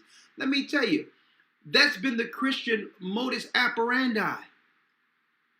Their whole thing is the heart and the feeling, and God showed me, he gave me a word, and we must prepare. Listen, I'm not into all that. I'm into this word. I'm into the direction according to the directions given through the disciples. You got it? I got it. Yep. Anything else? No, that'll be it. Where you from? Hey, I'm from Grand Rapids, Michigan.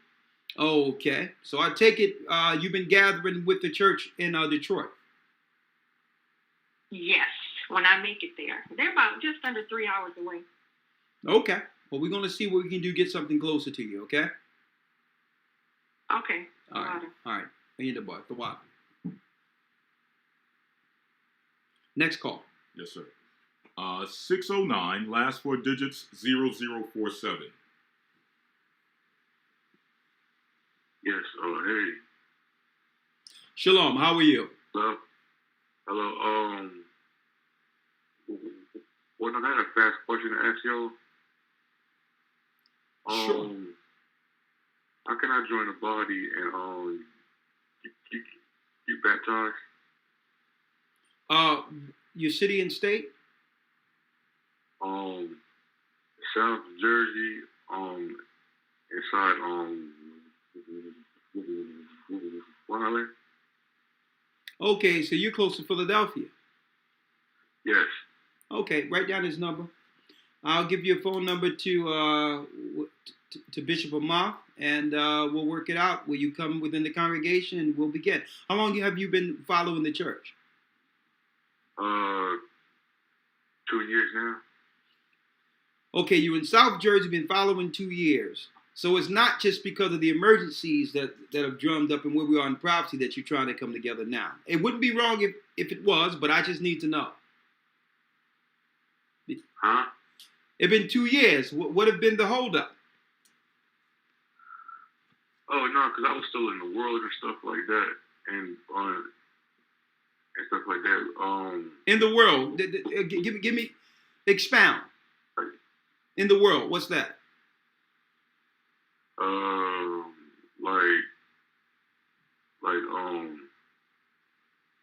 Smoking and stuff like that. Smoking what? And, Smoking what? Marijuana? Yes. Okay, you stopped? Yes. Okay, go on. And I feel that is like time changed my life up, full throttle. Okay, so you was going through some struggles, but now you believe that now you to a point where you no longer want to walk as that old man. Yes. That have been bogging you down, and you've come to a conclusion to get it right and put in some work for the kingdom. Yes. Well, let me put this out to you, brother, and we'll accept you. You got his name and number? What's your name, brother? Write down his number, Lord. Yes. Wayne Carter.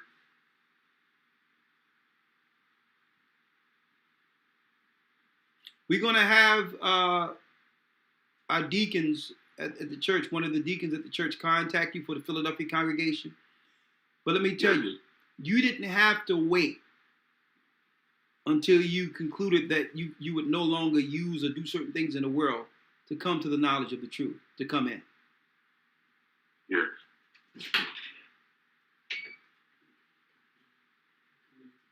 For real? Okay. That's some of the Christian thinking out there in the world, that I'm not right enough to come amongst the body. There's still some things I need to work out. God, I grew up and hear my aunts and them make the quote, God ain't through with me yet right now and here. There's some things I gotta work out before, I come to church and all that. No, that's a backward thinking that's within our community.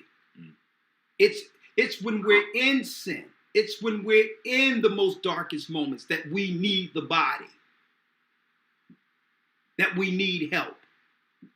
You understand? It's at that time.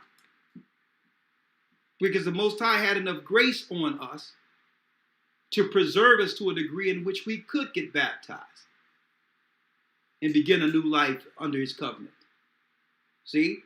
So when John was teaching the baptism and saying, repent for the kingdom is at hand, he wasn't saying go straighten out your life and decide when you're going to come. He's like, no, repent now. Be right now. Tomorrow isn't promised to any of us. Right? And I'm not coming down on you. I know other people are listening who might have been struggling in those same areas and believe that because they're under some type of darkness or sin, they're not prepared to come forth and lay down their sins or get help with them. Okay? Yes. It doesn't matter if you're in sin, no matter what the sin is, no matter what you're dealing with. The time is now. Okay? All right, brother. It's gonna be beautiful warring with you, man. I hope you're willing to listen. Yes. I hope you're willing to listen now. Yes. Okay, listen and be built. That's good. All right, my brother. All right, thank you. You're welcome, brother. Welcome to the body. We're gonna have a deacon reach out to you. All right, thank you. All right, shalom. Let's get the next one. All right, we got 917, last four digits, 4169.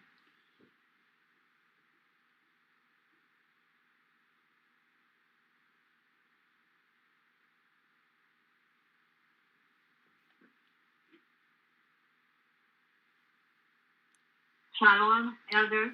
Shalom, how are you? Blessed by the best. His name is Ahia. Talk to us.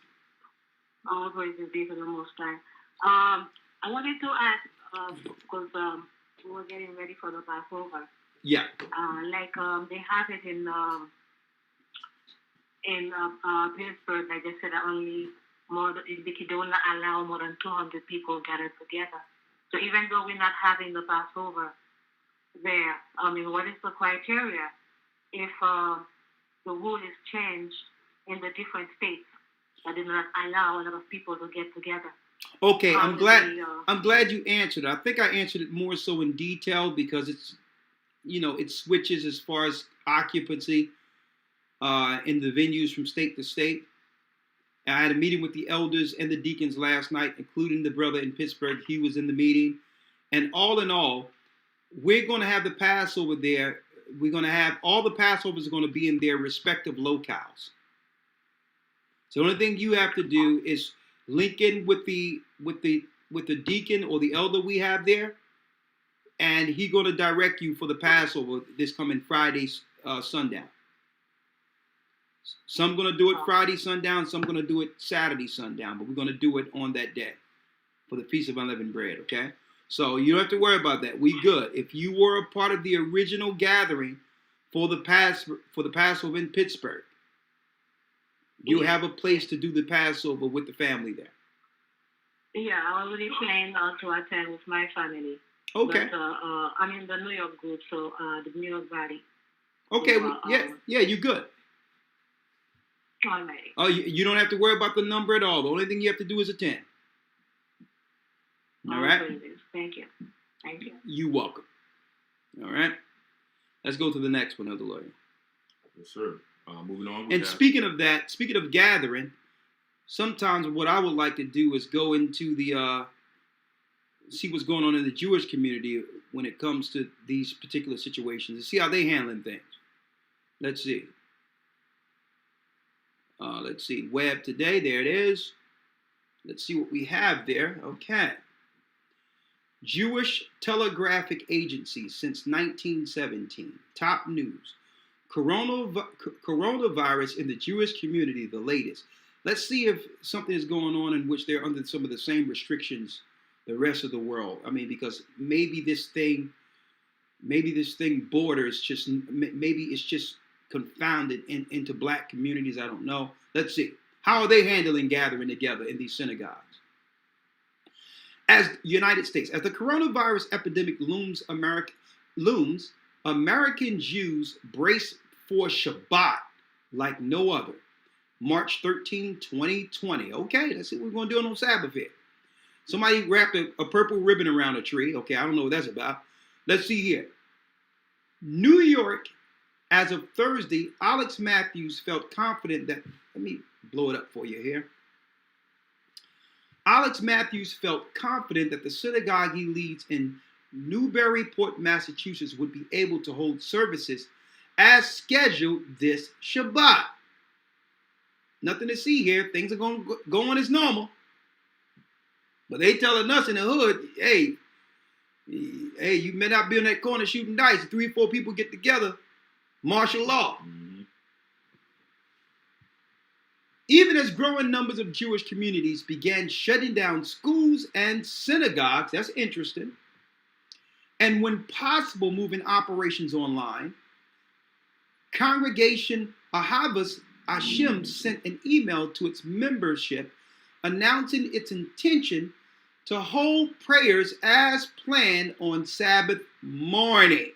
So they're going to do operations as normal. But as the day unfolded Thursday, cancellation emails came flooding in from his colleagues elsewhere. People started getting concerned amongst his colleagues. You know how the media works. If the media is concerned, you should be concerned.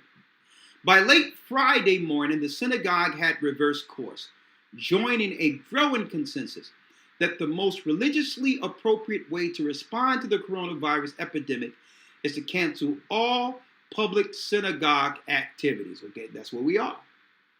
If we would have had Shabbat services tomorrow morning, we would have gotten 10 to 15 people, and I would likely be the only one in the room, not an elevated risk group. I mean, where's your faith in Hashem? You know? The Lord says, remember the Sabbath to keep it holy. I mean, if he parted the Red Sea and sent the plagues in Egypt, surely you should be safe worshiping that same God who delivered Israel from the tyranny of Pharaoh, right, on the Shabbat. But no, Corona transcends is the kryptonite for faith. Okay. Matthews told the Jewish Telegraphic Agency on Friday afternoon, as much as I want to continue with life as normal and provide a spiritual outlet for people, what about following the Most High? I thought you people follow the law. I think the reality on the ground needs to be the utmost caution. Okay, let's see where this is going.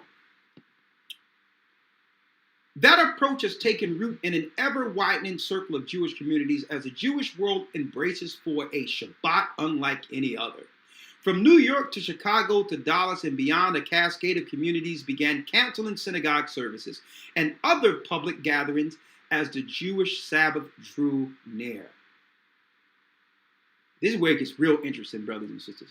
And non-Orthodox communities, many synagogues have chosen to move their Sabbath services online, something that would have been unthinkable just a week ago. In Orthodox communities, where the use of electronics is strictly prohibited on Shabbat, growing numbers of synagogues made the equally unprecedented decision to cancel services entirely. Across all communities, meals and other gatherings that are typical on Shabbat have been called off. It's very painful, said Maharat Ruth Friedman of Ahev Shalom, the National Synagogue in Washington, D.C.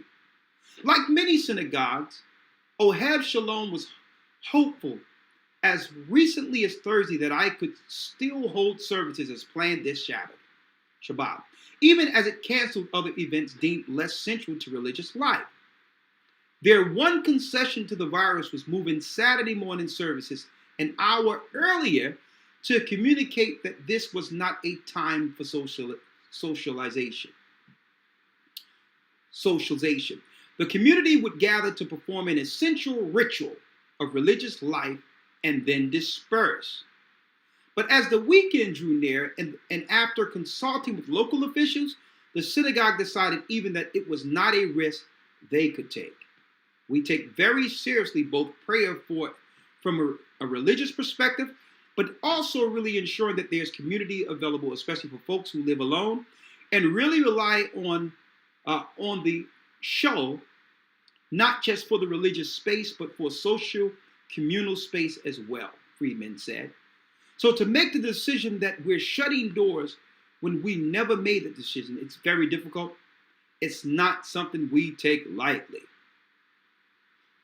Now don't forget that in the 1800s, the late 1800s, Albert Pike's letter to Manzini said that they were looking to topple all religions altogether to usher in the true God of the Masonic Freemasons, Lucifer. Right?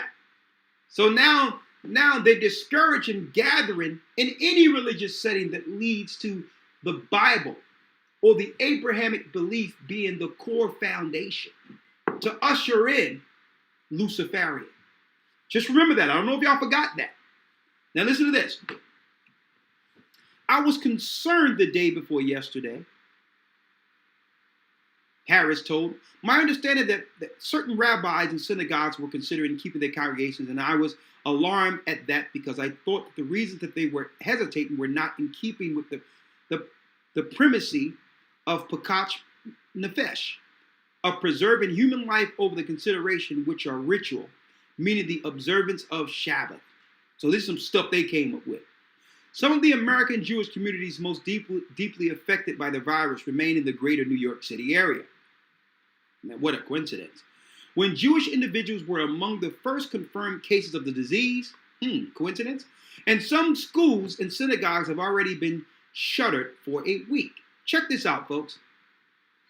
In northern Jersey, the Rabbinical Council of Bergen County adopted some of the most sweeping measures to contain the spread of the disease on Thursday, when it ordered all synagogues to shut down and forbade Shabbat gatherings in people's home, a mainstay of religious life for countless Jews in the area. There's one thing in particular y'all need to see, folks. Check this out. You know, I'm checking out what the Muslims doing. I'm checking out everything, right?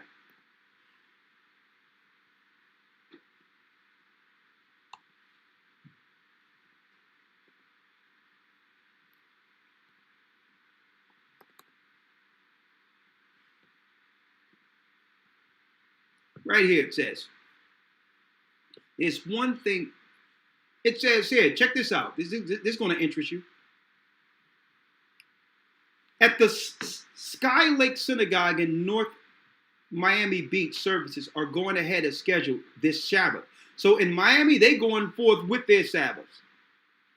No post-service Kiddush, no meals, no social events. Congregants are being urged to bring their own prayer books, to keep ample distance from one another, and to avoid kissing the Torah, as it is traditional. 3 weddings in the community have been canceled. Okay, so there are some who are actually still gathering in certain cities. Check this out. One synagogue that had a particularly fraught meeting this week was congregating Beit Shemchat Torah in Manhattan, which faced an acute dilemma. Naomi Springer Gauss was due to celebrate her bat mitzvah. That's something that we don't know about in the Bible. At the synagogue in the Torah, at the synagogue on Saturday morning. Well, here we go. On Thursday, the LBGTQ Friendly Synagogue announced that it would still hold services. So the friendly Torah-believing gay community has a synagogue and services. Boy, what I would pay to be a fly on the wall in that particular Torah reading when they read Leviticus 20 and 13. When they go into that Leviticus. I would like to be a fly on the wall when it says if a man lie with mankind, when he lie with a woman, he should surely be put to death. I wonder how they breaking that down. But anyway, on Thursday, the LBGTQ Friendly Synagogue, that's pretty sweet, announced that it would still hold services, but asked only close family and friends to attend in person. Everyone else was invited to follow along on Facebook live stream. Right? Yeah, that's what they're doing. All right, you can take whatever you want from that. Yeah, it's the end of the world. But who we have right now? Yes, sir. We have 773, last four digits, 6307.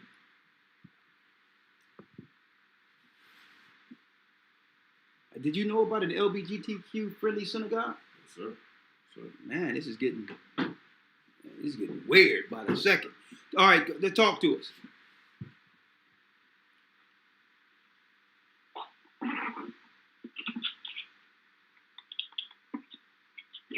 You're live. Hello? Shalom, you're live. Shalom, elders. How you doing? We're blessed by the Almighty. Talk to us. That's good. Hey, I've been following you guys for the last 11 years, and you have changed my life tremendously. Hello, can you hear me? Oh, yes, you're live, Hello? brother. Go on. Oh, I'm saying, I've been following you guys for 11 years, and you guys have changed my life tremendously. When I first ran into your video, my wife was pregnant, and you changed my life, and I've been trying to follow the commandments and follow the doctrine to a T. And I lived in Chicago. There wasn't a body there. And once I moved out of Chicago, you guys set up a church there. Now I moved to Memphis, Tennessee. Now I would like to get there's a church here in Tennessee because I need to be baptized. But you guys changed my life to the positive, and I've been following you guys for a long time. Okay, Elder Lawyer, you want to answer to that, being over the South? Yes, sir. We don't have an official weekly gathering in Tennessee. However, we do have a strong following there of brothers and sisters that we can link you into. Hey, excuse me, Elder Lord, you're like breaking up a little bit. You're going in and out. Yeah, you can get closer if you don't mind. You can get closer. Yes, sir. So I was just mentioning that we don't have an official weekly Sabbath gathering. We do have a strong following there. Okay, brothers and sisters who they do come together from time to time for holy days, but there's no weekly fellowship there.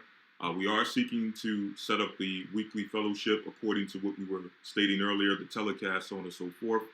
So what I'll do is I'll take down your number, and we will provide you with information on how you can become a part of that fellowship and that future telecast. Thank you. Let me know when you're ready for the phone number. No, we have it in front of you. Is this your cell phone number, the 773 number on our screen? Yes, it's my cell phone number. Okay, what's your name? My name is Lamont Moore. Lamont, you got that? Mm-hmm. Like Lamont Sanford. Okay. How old are you? 46. How long have you been following the church? 2009. Oh man, you there in the beginning. Say, okay, I see why you call. You see everything that we've been talking about from the beginning in this word coming into fruition, right? Yes, sir. Yes, sir. Like I said, I've been following it, and what you've been displaying has been I've been witnessing from beginning to A to Z. I just have not been baptized, but I am following you, and you changed my life tremendously, brother. Tremendously. Well, all praises be to the Most High. It's the Most High, and we commend you for stepping to the plate. Okay, hey, brother, it's time to come in. It's time to do it now, right? So, we look forward to gathering with you and setting this thing up. Since you've been following us, you shouldn't be too far off with the doctrine because you've seen this thing from its inception. So I thank you for standing strong and being patient. We're going to get to you, brother, and you're going to help us in this work. We're going to help each other, right? Most definitely. And I just want to say I have been purchasing. Products off of the website. I have been part of the academy class. I've been going through the steps. I just have not been baptized. And what I've been learning, it has been elevating my family and myself. And I just need to be baptized to bring this thing forward. I'll tell you what, brother, and I'll give you the last word in this before we go to the next call. Let me tell you, since all of this been going down, I don't have to do too much. Let me tell you, I don't have to say too much to convince my family now, or those who wasn't listening, that what we've been saying, that the Bible is true. It seems now that we can use less scriptures now. Mm-hmm. So they've been listening and watching the whole time, but sitting idle to see whether or not there was any merit to it before they would finally decide to think that, you know what, maybe there is something to what y'all been telling us for the last decade or so. It's not going to take too much work to have people, choose the Most High with what's coming down the pipeline with the New World Order's military. I'll tell you that. It's not going to take much, but go on. What people have been realizing is that as a community,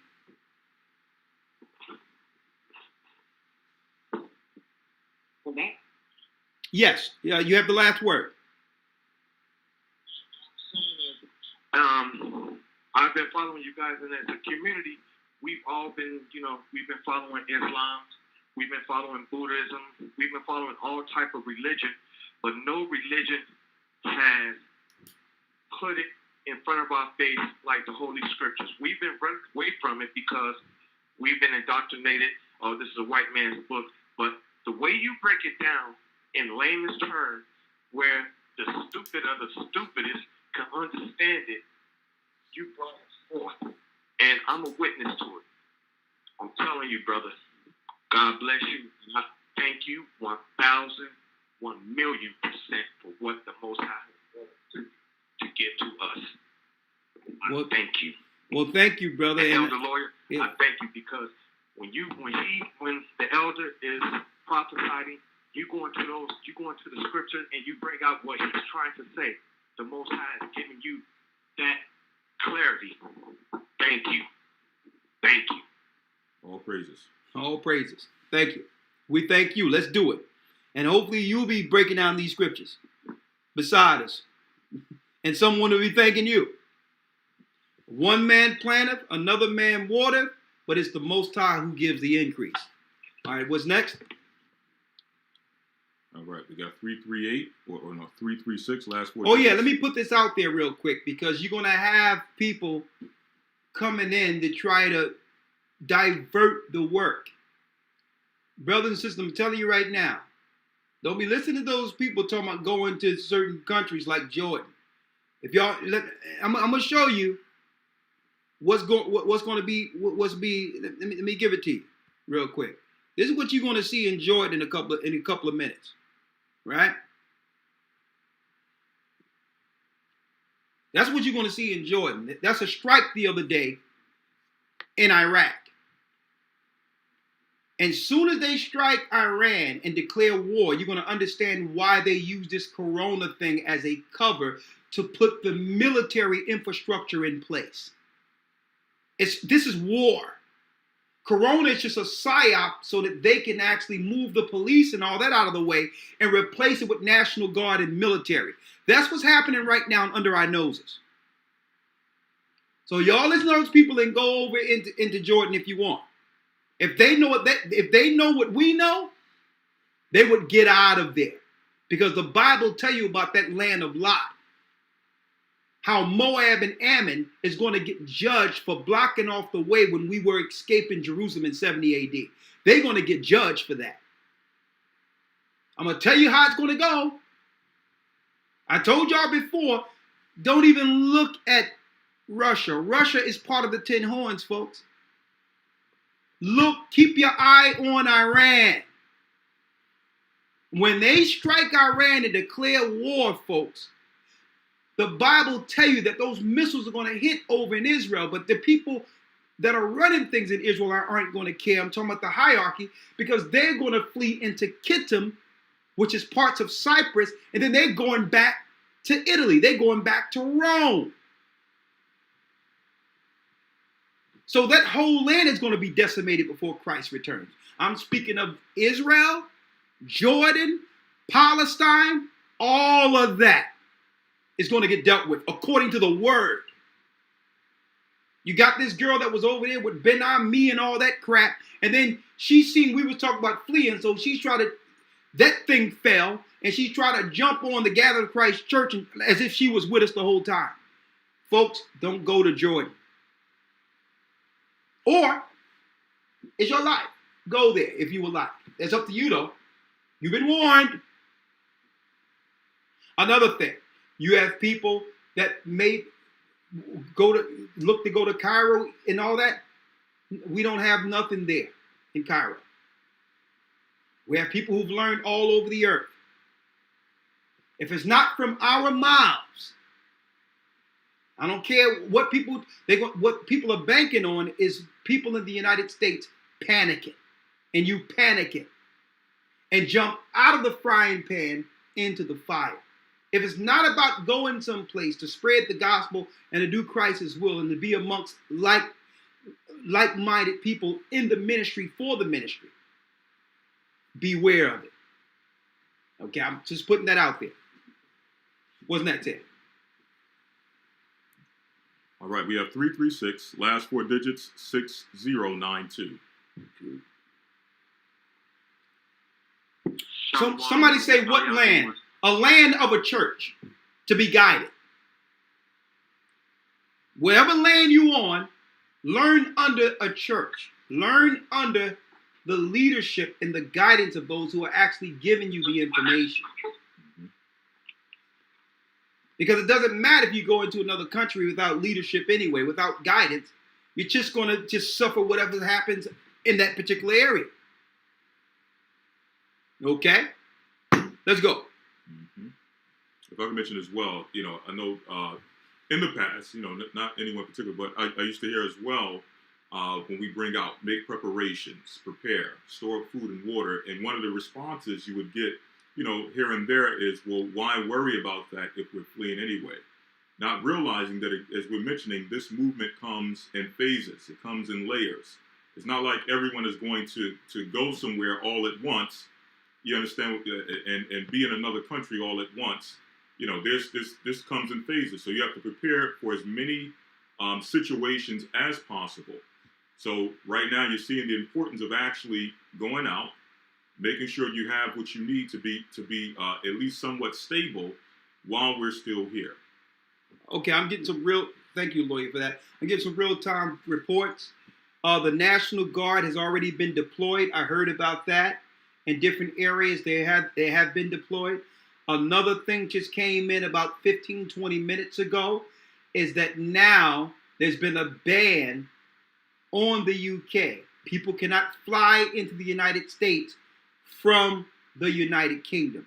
For those who've missed us from the beginning, we've been on for hours, and I made sure we made this an extended broadcast for a reason on this Sabbath, is because they gave us a 2-week window, and that 2-week window actually ends on the official biblical end of the Feast of Unleavened Bread according to the 364-day Sabbath calendar. And I said it earlier, 2 weeks. That's the Passover and the Feast of Unleavened Bread. Next week, which is one of the greatest gatherings we could come together, where the heavens are celebrating the Passover the same time we should be celebrating it on earth. And they're making it where people can't gather. And then there's another week, 7 days, Feast of Unleavened Bread. They've given us up in that time, the end of the Feast of Unleavened Bread, to tell us whether or not things will go back normal. To give us an update of whether or not there'll be school or life as we've known it afterwards. Okay? And that's where we are right now. What we're saying is, look at what they're doing now. They're deploying all over the earth military. They're shutting everything down for what they're about to do next. Corona or no corona. Okay? And then in 2 weeks, we're going to get a report on what happens next. Well, we just found out things are so fluid. Things are changing by the hour. They've deployed the military in certain areas. They put out a story earlier today to say that they're going to cut off the buying of firearms, alcohol, and gatherings in Chicago altogether, which is really lighting a power keg, a bomb to explode, because when you do that, those that have the guns, who are the criminals, are going to take over. It's going to be war in the streets when there's a lack of bread. Masada all together in Chicago, like they try to create a riot, incendiary type of environment, knowing at the end of the day, if you cut off food, don't allow these people to gather, they can't get guns, can't get alcohol, they can't get anything, all the stores are closed and there's no clubs. The criminal element will take over, and that's when they're going to send in the National Guard there. The cat got out of the bag today on that, and what did they do? They reeled the story back because it was out too early. They started to reel it back and say, well, it was reported on the Washington Examiner that they're going to be stopping all purchases of firearms in Chicago, and it was in the news. Then they reeled it back a few hours afterwards. We're eyeing this 2 weeks and see what happens at the end of this 10 to 14 day period they put out there for all of industry within the United States. That's what we're eyeing right now. We're saying in the midst of that, for those who understand, get prepared physically, and above all, prepare spiritually. Anything that we've been doing wrong, any sins we've been committing, it's time to come all the way under the hedge of the Most High. What we're going to do, speeding up our ministry, understanding that things has changed already, is make sure the areas we don't have a church, there will be a telecast, or what you would call closed circuit TV, in which you can follow us in your respective areas. We're going to tell people where to go to actually follow us as we direct you through this into a church. Okay? What's next? All right, we have, I believe it was 336, last four digits, 6092. Well, someone asked, where is the exact place of the wilderness? I taught that, I taught that 10 years ago. The exact place borders what you would call Saudi Arabia. The mountain is still there, Mount Sinai, not the one in Egypt, the one that borders Saudi Arabia at the tongue of the sea. It's gated off till this day. Even the Arab powers and authority know not to go around or touch that mountain. Okay? The 12 pillars that our forefathers placed there upon the Exodus is still in that area. That's where we'll eventually be. Okay? Let's go. All right, 336. Shalom, elders. Shalom. Shalom. Talk to us. My name is Kyan Williams. I'm currently in Winston-Salem, North Carolina. I was looking for a gathering. I recently, like a month or so, had put in a questionnaire for GOCC South, and I was supposed to receive an invitation to the church with either Charlotte or Raleigh, North Carolina. Either one can do, that's fine. But I've been watching you brothers for 5 years, and I have to say that you brothers are preaching the truth. And I've been introduced to you guys from a lady. Her name is Corinthia, and she told me about you guys. I watched you on YouTube, and you opened my mind. You opened my eyes. I started to see the truth, and I really want to thank you, brothers, for everything that you all have done and continue to do what you do. If you can, I would love to receive an invitation to either one, Charlotte or Raleigh, the body in them 2 locations if possible. So if you please can take down my number. Okay, we're going to take it down right now, brother. You won't be getting the call.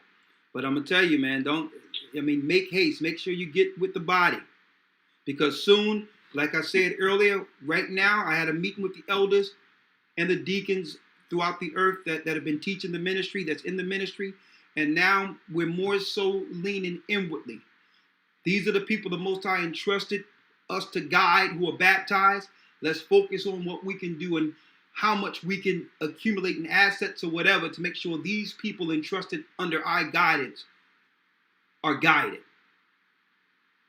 and are helped through what's coming. So the world is too vast for us to concentrate on that. It will come a time for the teaching, then it comes a time for the hunting. Okay, the teaching and the fishing, who knows? Based on not being able to congregate, that time could be here. We're going to know in 2 weeks. And we have to focus on the people who are within the body.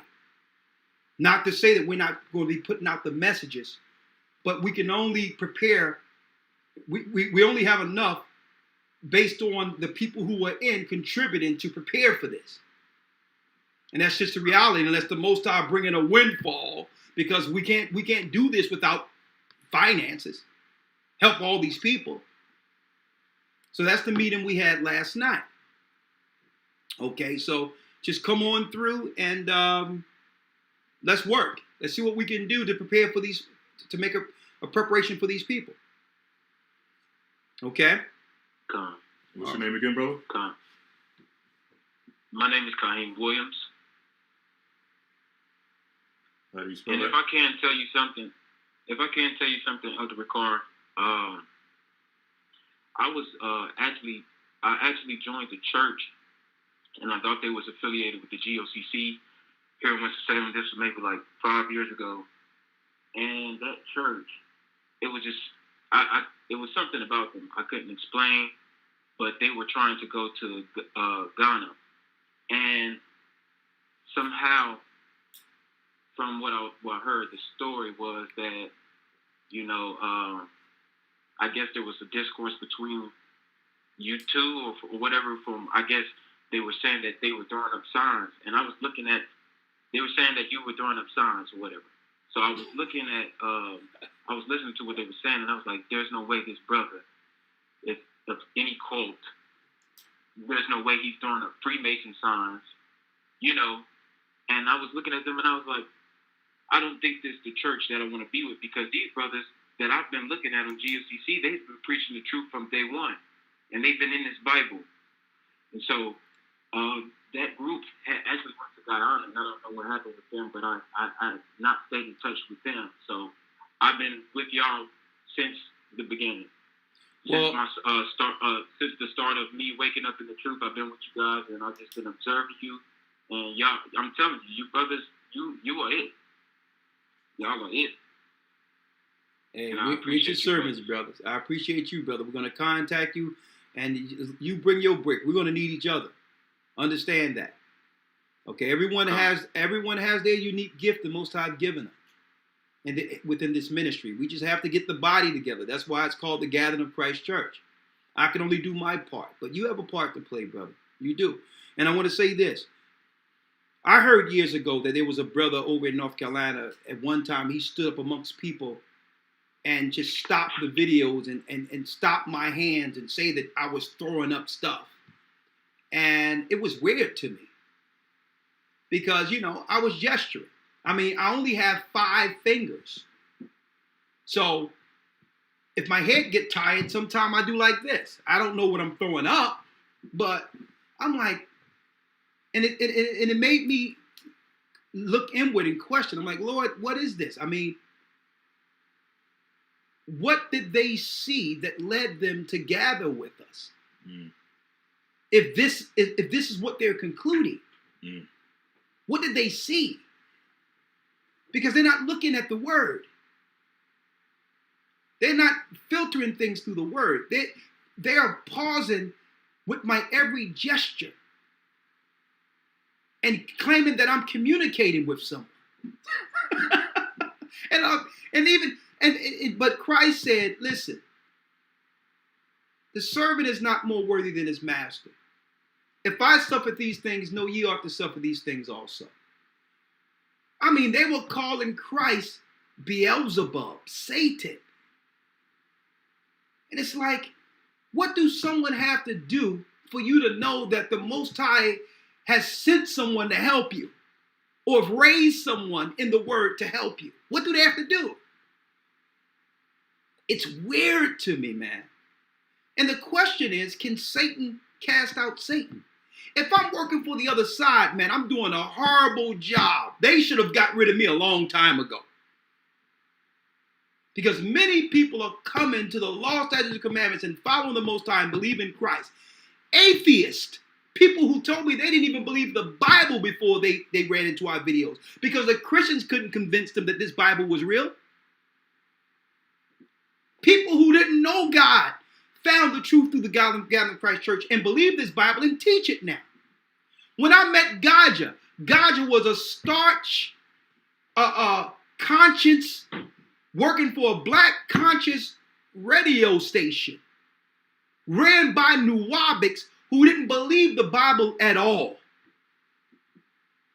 So Satan would send me in there to convert him into understanding the word? I'm like, what are they looking at? But really, it wasn't about the hand signs at all. It wasn't about that. It was about what they wanted to do in their heart that they knew that we as elders would disagree with. Mm-hmm. So in order to justify their actions, they have to convince themselves that what they believed originally about us in this church isn't true. So that they can walk with a pure conscience and doing what was ever in their heart the whole time, without being convicted because he's throwing up signs. He's doing this or he's doing that. Now they're justified in their evil, wicked intentions. But it's their life. Many are called, but few are chosen. Ye that endure unto the end, the same shall be saved. So if they rejected Christ and called him Satan, I mean, I think the Most High that you got to go through those types of measures to a degree where you don't have much. So the only thing you got is to pause at my every gesture, right, and say, "Look, he's delivering up a message now. A message to who, brother? You see that gesture? The Illuminati. You can't see him talking to the Illuminati right there, right? The Illuma what? It's weird to me, folks. But that's your life. What's next? All right, moving on. We got 340, not last 4 digits, 9312.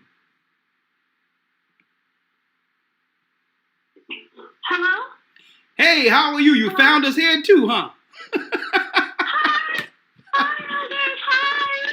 How you doing? Shalom. Shalom, elders. Shalom. I'm just thinking that, I was with the GOCC Virginia body, but since we moved to the Caribbean, I have their numbers and so, but I don't, and we contact, stay in connection, but I don't have a gathering, for my family. We do the academies, we look at the law lessons, the Sabbath lessons, and all that. But I was just wondering. I know that it's spread thin, so where we would gather. We were baptized, our whole family except for my 2 little girls with the church in Virginia, and so I was just wondering, like maybe the weekly Friday broadcast or something. I don't know where we could gather. Well, okay, I'm about to use my hand, Elder Lawyer. Mm-hmm. Let me do this real quick. All right, sister. My hands are behind my back. Okay, let me talk to you. What part of the Caribbean you living in? Oh, in the Virgin Islands and the British Virgin Islands. But the Virgin Islands really, and we just go back and forth because we're so close. These islands, Puerto Rico, the BVI, and the Virgin Islands. Why you decided to move there, living in VA? I'm sorry, Elder? I say, why you decided to move there when you were in Virginia? What was the reason for that, to move to the Caribbean? The weather? Why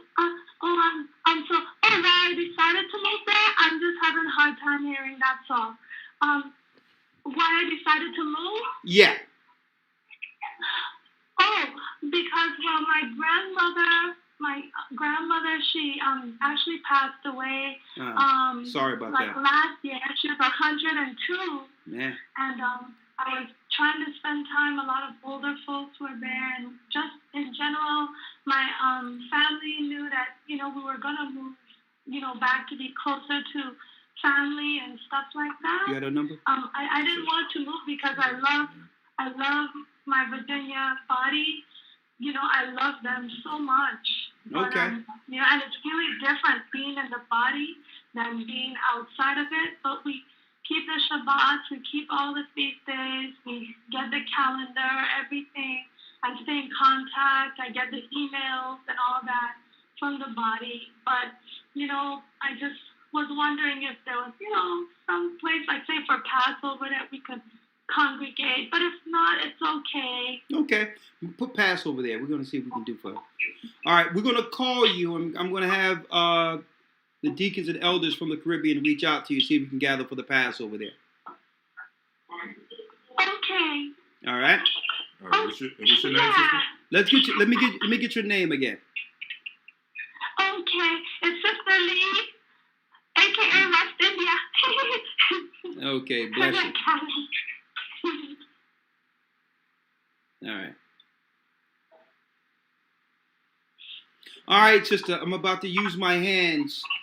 I can't do it anymore. All right. The water. We're going to call you soon. Oh, thank you, Elder. Bless you. All right. Bless you. Shalom. Bye. All right. We're going to take a few more, right? Yes, sir. All right. All right. We have 323, last 4 digits, 2467. Yeah. I think I'm about to be on. Oh, yeah, you're on, brother. You're on. You're not about to be. You're here.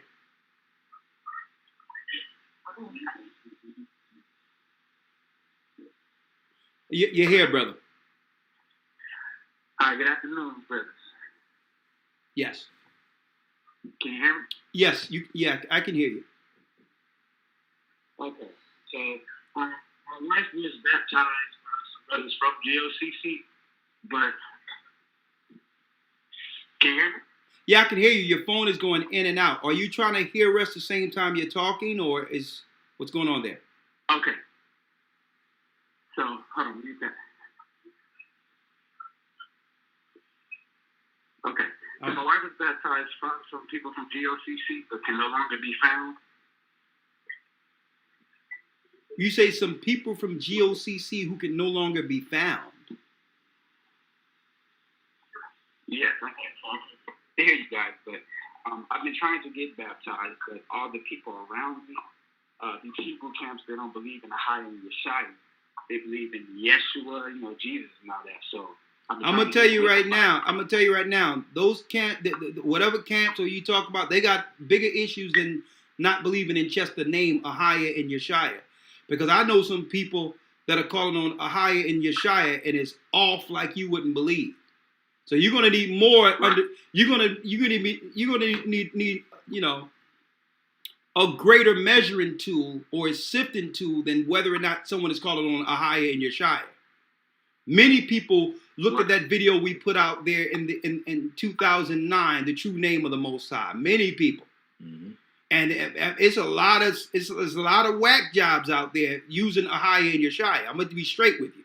Right. You got some guy running around with the Mormon book, with the Joseph Smith Mormon book, but he learned the name of the Most High from us. So I need you to more so just not focus on the name of the Most High in Christ, but the doctrine that Christ left to determine what's right or wrong. But I understand what you're saying, that other groups that make proselytes in your area and have a presence there, but we don't. It's what you're saying. Yes. Okay. All right. Okay. So the question is, I am in Los Angeles, South Central Los Angeles, and I have no idea where you guys are. So I'm trying to get with you. Oh, well, we could have been linked you in with Los Angeles. We could take down his name and number. We have a church there. You said you have a church in Los Angeles? Yeah. Oh, perfect. Okay. Is there a way you can text me the address or whatever, so you can contact me? We have your number, and we'll have our elders reach out to you. We'll have Elder Yarac reach out to you. Let me get your name, brother. My name is Eugene. Eugene. Hello? Yes, I'm here. This is the first time we ever did something like this on the Sabbath. This is different. Yes, sir. I guess in the midst of the troubles, we have to spend this extra time because I know everyone. There's people out there. My phone's been ringing it off the hook. Everything that the Most High prophesied, what showed us through Christ, is actually happening, and I think people understand the urgency as of now, based on it's real time now. It's no longer us warning people from what's to come. It's no longer, well, you can look out for this and look out for that. It's here. Mm-hmm. So I understand it. All right, next number. We have 386, last four digits 5450. Yes.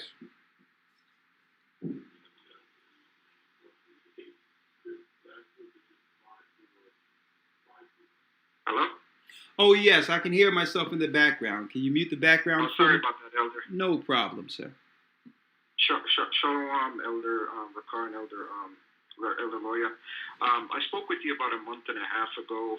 This is Brother Nicarlos, a baptized member of the church for about 4 years now, and my wife's also baptized. This was regarding my mom that had cancer in Jamaica. Okay. She's recently passed. I'm sorry about that. And I appreciate it. Yeah, we put her to rest a few weeks ago. I tell you, the body in Jamaica was amazing. Montego Bay, Elder Gocc was able to come through and do the service for us, and the brothers were there. So wonderful with the support and everything else. And I just want to give them a shout out for everything they did for us while we were there and all the help that was provided. The church, the body there is amazing. We're currently here in Salt Lake City, Utah. I just wanted to kind of give a heads up that we don't have a body here, and we definitely don't want to be left out. So I just wanted to kind of put that out. We've been doing everything we needed to do. The Most High blessed me to get this message, and I was able to pass it on to my mom before she passed away. She was able to get baptized, and my sister's also baptized there in Montego Bay. She gathers as well there. When I put my mom to rest, one thing I wanted to mention, when I put her to rest, and like 7 days after, because we buried her on a Sunday, and like the Sunday after, I dreamt her in a dream, and she looked so at peace, so beautiful, and like she was clean. She was laying down, looked so wonderful, and it's like I was crying. I was like, I'm sorry this happened to you. And she was laughing. She laughed. She looked at me and laughed, and then she looked at my stepdad, because he's not yet baptized. She said to him, "Listen, stop calling on this Jesus name. We call on Yeshua. We don't call on those names anymore." Like she said it in a stern tone to let him know, like, "Listen, you need to drop that. You need to drop that now." And that's how she was. That's how I knew her. She was always trying to push him to do the right thing, and it just made me feel so at peace since then in my heart to know that she is resting in the bosom of Abraham, and I'm just so at peace since that time. And I just want to give all praises to the Most High. I want to thank Him as well for blessing you guys to give us this message and bring us into this truth. And I tell you, man, we with you. We with you here, 100%. Praise the Most High, brother. And y'all have a gathering there, right? Yeah, we don't have a gathering here in Salt Lake City, Utah here. We'd love to be in contact with someone, but we don't have a gathering. I've just been following you online as I have every Sabbath and Wednesdays and so forth. I've been in academies, 3 academies now, and I tell you that the amount of information in those academies. I mean, once I went through the first academy years ago, that was it for me. Once I got all that information, I've never looked back since. Okay, brother. Well, we're going to have a telecast directly from there in which we'll be teaching live. You can help us work with setting up one there. And we need to do these all at once. So start looking at a location that can hold about 50 people or whatever the case is. I'll call you. We'll talk about it. And we're going to have just pop-up places where we're teaching and giving the information on what to do in these times until we're there. All right. Now let me have your name again. And again, you got my deepest condolences. But I'm glad during the time you were asleep that your mother was able to assure you that she's fine. That's that bosom of Abraham. Okay. All right. Yes. It's Brother Nick Carlos. And I texted you a couple days ago too as well. So you should have my direct cell. I sent you a text. Otherwise, but yeah, it's Brother Nick Carlos. I go by Nick. Okay. Carlos, though, right? Dick Carlos. Yeah. Okay. Yes.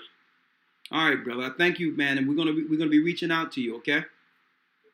All right. I appreciate you, Elder. God bless you, and praise the Most High. And thank you guys, like I said again, for everything you guys do. You guys have been awesome, consistent with the message, and there's a lot of people out here that need this truth, and a lot of people that get it and still don't want to believe. Well, everything that you've said has been coming through, so they need to start listening now and get themselves ready.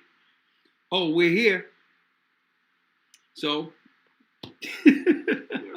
we're here, and we're going to just do the will of the Father until we can't no more, and you utilize this technology as long as it's afforded to us.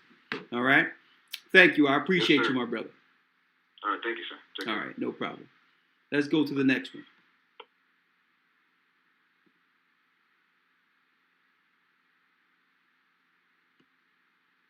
All right, we have 804, last 4 digits, 2638.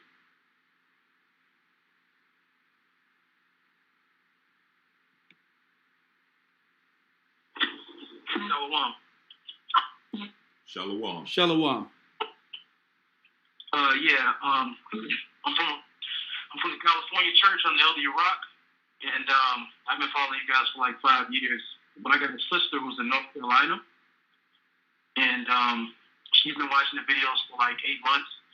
And it's kind of funny because the guy just called from North Carolina, and it was the same situation with my sister. She put in we got sent her an email and everything. She gave her information, and she wasn't able to get back in contact with you guys. I'm trying to get her situated. She's a little frustrated, but I said not to worry. I'll call in and everything for her. So I was wondering if you guys could take her name and give her a call.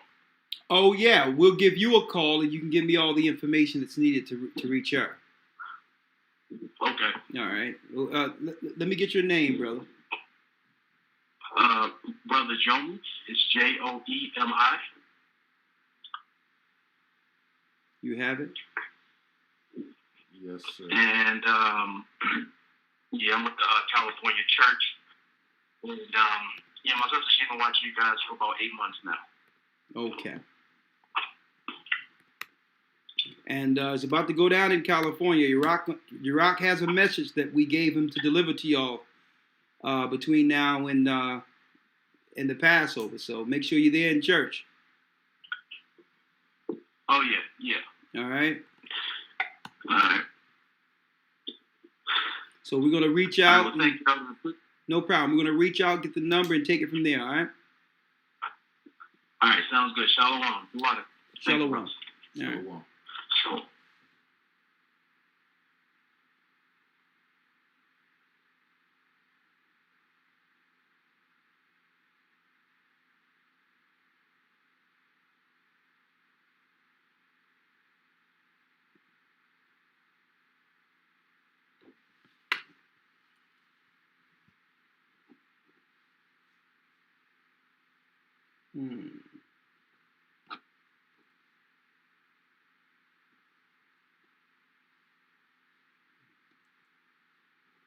All right.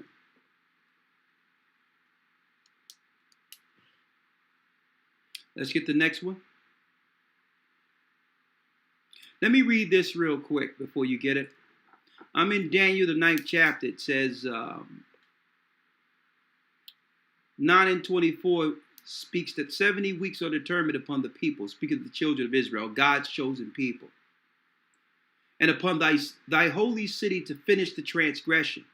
When it says finish the transgression, Israel will go through a punishment for a certain amount of time for our transgressions against the old covenant. And to make an end of sins, which is Christ's blood, and to make reconciliation for iniquity, which is our sin, and to bring in everlasting righteousness, and to seal up the vision and prophecy, and to anoint the most holy. Know therefore and understand that from the going forth of the commandment to restore and to build Jerusalem unto the Messiah, the prince shall be 7 weeks and 62 weeks. The street shall be built again, and the wall even in troublous times. So that's a time period in which Israel, God's people, not some physical temple somewhere, is coming back to the knowledge, being refined from one generation to the next until we come to this knowledge you're hearing today. That we're the true children of Israel, and through his blood we will receive and uphold and be the enforcers of the new covenant. And after 62 weeks shall the Messiah be cut off. That was prophesied that Christ would get crucified in the Old Testament, for those who believe that Christ wasn't prophesied in the Old Testament. But not for himself. And the prince and the people of the prince, which are the Roman Empire, the prince is speaking of here is Satan, shall come and shall destroy the city and the sanctuary. The Romans came in and destroyed us in 70 AD. And the end thereof shall be with a flood, which are the lies they begin to teach through their Roman Catholic deception and using Islam also. And unto the end of the war, desolations are determined. So this has been war against us, not just physical war, psychological war, and spiritual war that was prophesied through the prophet Daniel. And he shall confirm the covenant with many for 1 week. And in the midst of the week, he shall cause the sacrifice and the oblation to cease. The sacrifice is what? Our daily bread, food. So eventually, they would make it where our food consumption, or us praying over our food, they would make the prince or the people of the prince will shut off our food supply, where we can't pray to our food, pray over our food to our God. Our daily sacrifice is what? Our daily food. That's what we're seeing right now. And in the midst of that week, speaking of that last week, that last Jubilee, he shall cause the sacrifice and the oblation to cease. Speaking of cutting off food and water. And for the overspreading of abominations, he shall make it desolate, even until the consummation. And that determined shall be poured upon the desolate. Their full objective is to come against those of the desolate, those that are scattered throughout the four corners of the earth, the children of Israel. Now, when they set up this system, Revelation tells us in the 13th chapter that they're going to set up a new system, the mark of the beast, where no man can buy or sell, making money demonizing money, saying that, well, when you use money to actually exchange, there's a chance someone can get a virus. Mm-hmm. So we have to reset everything so that now we have an electronic system, a new monetary system that doesn't require touching people, mm-hmm. or the exchange of bodily fluids or sweat or anything. We're living in Bible prophecy right now when you link it up. Now, it tells you in the book of Daniel with these weeks that there's 3.5 years. The last 3.5 years of that first week. But we have up until a certain time to leave or to be in the wilderness beyond that 3.5 years when they set up the famine. That's the next phase we'll be talking about in this in itself. And we're going to be discussing this not only with the body, but online also, dropping these weeks where we're at in the weeks and what to do so that we'll have enough to get from point A to point B, because at a time period that the Most High will allot us to get to certain areas that Christ will deliver us from in due time. Now, put that out there. We're not dealing with the Julian calendar or the Gregorian calendar. The Most High have already resolved everything for us. It was always in the Sabbaths. A real year is 364 days. And the seasons have always been in course, 364 days, regardless of what the Romans would do. The Most High gave us back that calendar. It's right here. You want to stay on time and know where the real Passover is? And how to track Jubilees and all that? We've done the research for you. You don't even got to do it. We did it for you. Go to Gathering Christ Church. Go to Gathering Christ Church, gatheringchrist.org, and get your calendar. Which means once you have a calendar, even though it's nice and decorative, it was made decorative for a reason. But so it's appealing to the eyes. But all in all, once you have one calendar, even when all this stuff shut off, you'll still be able to keep track 364 days after you're on the right time. From Sabbath to Sabbath. You'll always have the calendar once you have one. All the scriptures, it breaks it down, everything. The holy days, what days according to their calendar, the real days fall on. We've already done it for you. All the scriptures that breaks it down, a full year have always been the Sabbath, folks. And the Most High put a spirit on us when it comes to time and prophecy to be able to resolve the true Passover and Sabbaths. It was in the scriptures the whole time. Mm-hmm. And the whole point is not just to follow the moon. The moon follows the sun in its course. You're supposed to use both, like your clock used 2 dials. One that shows the hour you in and the minute. See? And the minute goes until you got 2 hands. Now imagine from the course outside the earth. You got 2 hands operating. Moon that follows the sun. Just like a watch. The problem was the Babylonians said just follow the moon only. Which comes in 354 days. 10 days short every year to throw off time. Who did that? The Romans did that. Daniel 7:25 says they shall think to change times and laws. The Most High gave it to us. The nations, the Gentiles didn't give this to us. The Most High did. The one who revealed his name higher gave us the time too. So when all these other guys out there, whoever they be, Jewish or whatever, following the Passover, it's really not the Passover because nothing is going on in the heavens while they're doing it. When we follow the Passover next week, Friday sundown, it's going to be in line with the heavens. And that's why the Most High gave us the calendar. We made it comely so you can look at to get it, to be decorative so that you can have it in front of you and enjoy seeing it. But it wasn't for the pictures, folks. Okay? It's so that you can get back on time and serve the living God like Noah did, like Moses did, like the children of Israel did. He gave it to us again. And we made it nice for you. Get it. Because even when this stuff shut down, you'll stay on time every year if you have at least one calendar. I'm telling you, get the information. We're doing as much as we can to get it to you. Go to gatheringchrist.org and get this calendar. Have it. Because you're going to need it. Even when this stuff shut down, you will be on course. Until we're all together. Okay? Let's go. What's next? Yes, sir. Man, it's 5 o'clock, man. We got to shut down. I'm sorry. I'm sorry, folks. We've been on this thing for so long.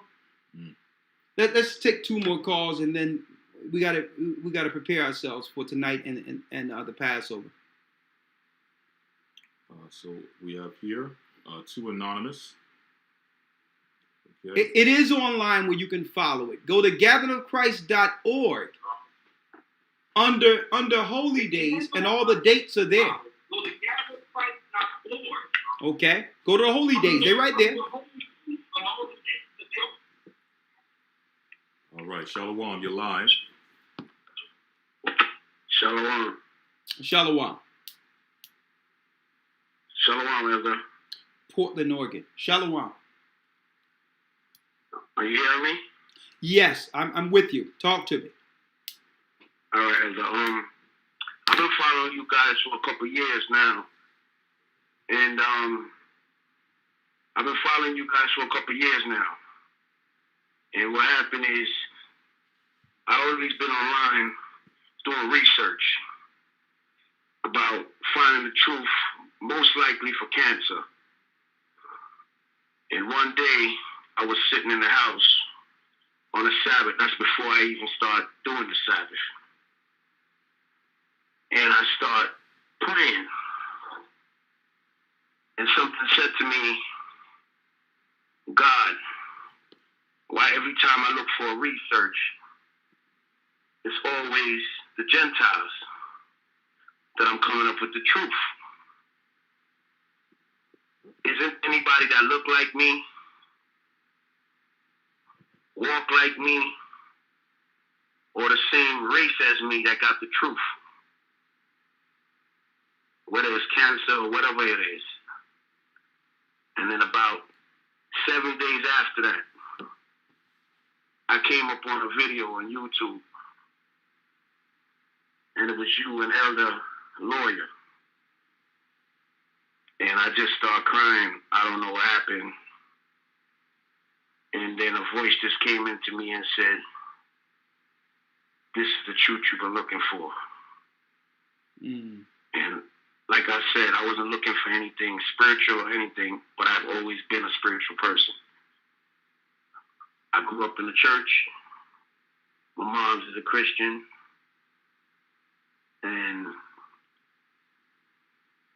like I said, I wasn't looking for this. But I've always believed in God, always read the Bible, even I'm in the streets. I was always the one that everybody looked at as, he gonna say something about God, or he gonna say something about whatever. But I just want to say to you, I'm not here to be a hypocrite. And I'm not here to persuade anything by calling you that I'm so high in the word now or anything like that. But what I'm trying to say to you is, the word said, my sheep shall hear my voice. So what I got to say to you and the elders is, don't worry about nothing nobody say. Don't worry about anything that comes against you. You guys are more important than the president. You're more important than anybody that's walking around here on the face of the earth today. It might look like that to a lot of other people, but anybody that's listening to y'all, whether they're baptized or they're not baptized, God have a way of calling certain people. So I want you guys to stay the course. Don't let nothing get you down. Be careful. The Most High is protecting you. All of you guys.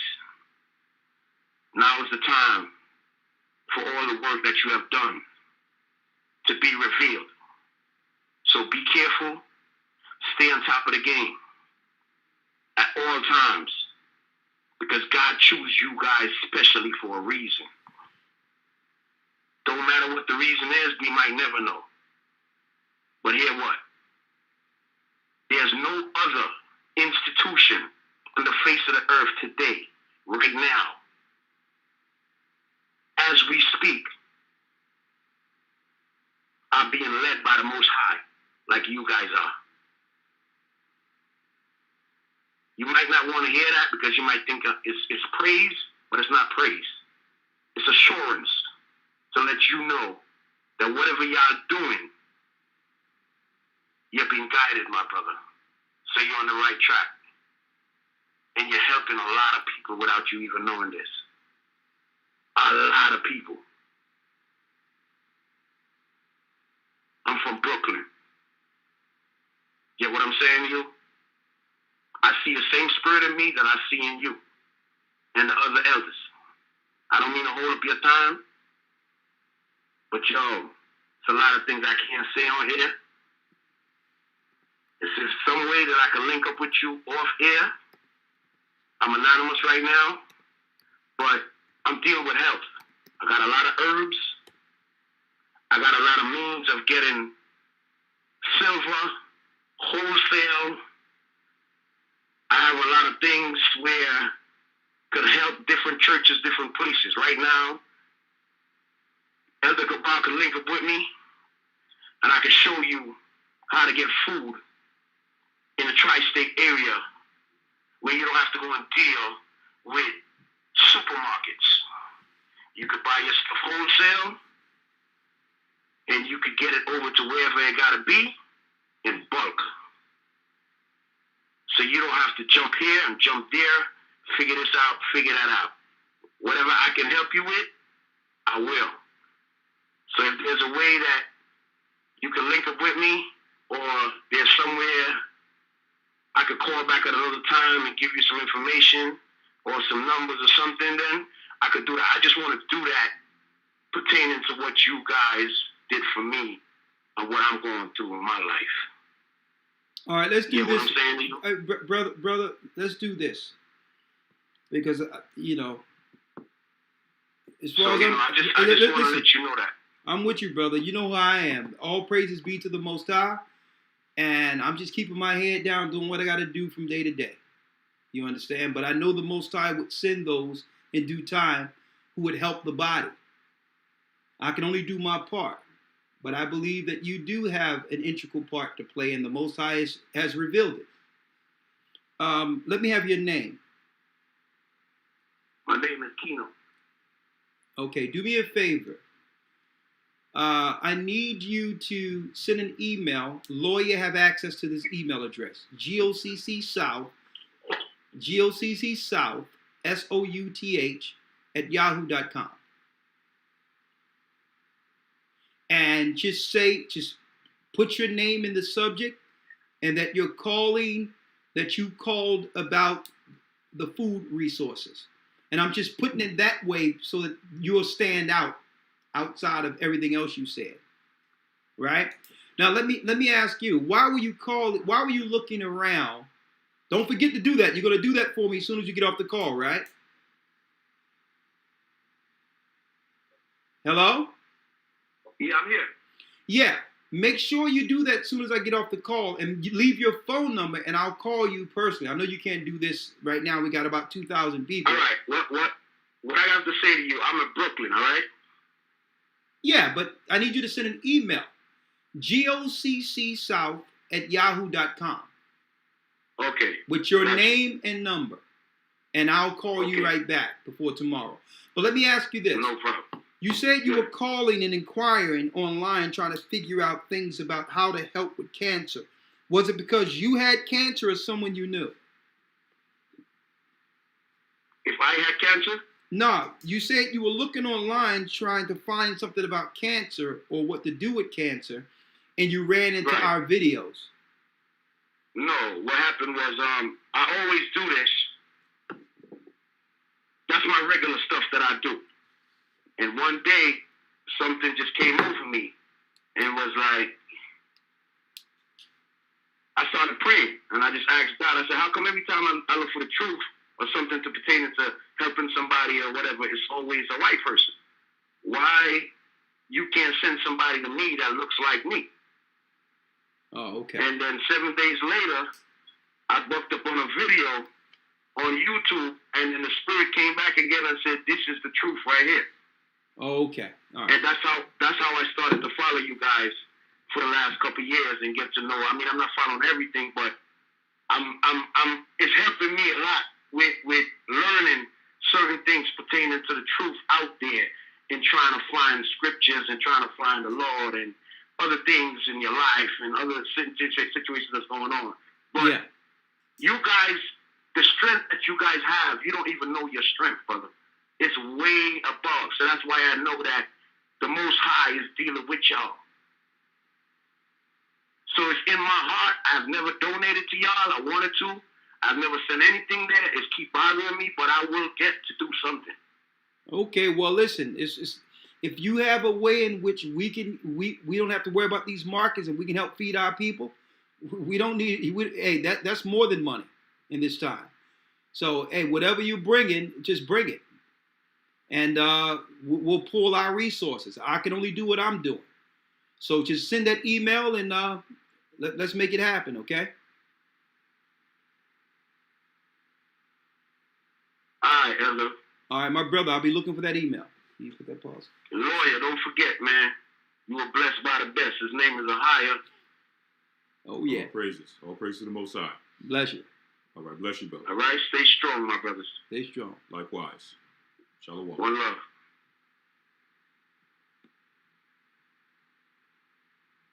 One thing I can tell you about New York, man, they run at a different pace. They don't even know it. Mm-hmm. And if it's in righteousness, I mean, I'm gonna tell you, man, it's the world can't deal with it. I'm gonna tell you. I mean, one thing about New York that you can't take away from them that they are workers. Mm. New York, they've always been that way because they had only the strong survives in New York. That song about New York. That when the rap game first began, it's because only the strong survive there. But they move at another pace. Okay, and you can't sleep on that because when it's time to get something done, it's less talking and it's more moving and shaking. And I've learned that dealing with New Yorkers opposed to everyone else in the earth, it's less talk and actually more work. So I'm definitely going to talk with that brother. Let's go. Yes, let's do two more. I said two more, but hopefully two more and that's it. All right, we have 719, last four digits, Yeah. 7069.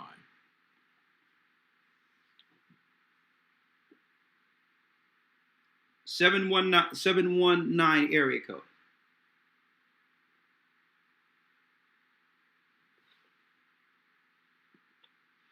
Shalom. Shalom. Can you hear me? Yes. Oh, God. Oh, praise to the Most High. I just wanted to say Shalom. My name is Servant Brother Wyatt from Colorado. And I've been baptized with the church for about 5 years now. Okay. And I just wanted to say I love you, brothers, and I just wanted to thank you for everything, man. Like, it was profound what the brother said as far as the you guys' importance. Man, I structured my life around this truth, man. So that's all I wanted to say. I just wanted to call and tell you guys I love you. And I was here in the Colorado body when we had the little mishap, and I've been following online since the split. And hey, brother, let me tell you, brother, there's never been a split. Okay. Because what we find is some of these guys who set up themselves in our absence while we were overseas, they were never with the church. They sought an opportunity in our absence to heap souls to themselves. Okay, there ain't no split. You can't have 6 guys in a bottle of wine and saying they split from the Gathered of Christ Church. Okay? It don't work that way. Sure. All right? Yes, yes, All right. We just thank the Most High that we understood who was trying to represent us in our absence. When we came back, we knew eventually that the house would be clean in a lot of these different areas where people were operating while we were overseas, using our name to heap souls to themselves. But now, what does it come to over there? Goose egg, like it usually does. Okay? But don't worry about it. We'll be there. So get his number so we can call him so he'll know what place we'll be gathering there. Yes, sir. Yes, sir. Have his number. Have his contact information. I believe Elder Lawyer. He has my number already because we've been in contact through text, and he's called me. Oh yeah, we got your number. Yeah, we have it. Okay. Yes, sir. Linking up with doctrine and things like that.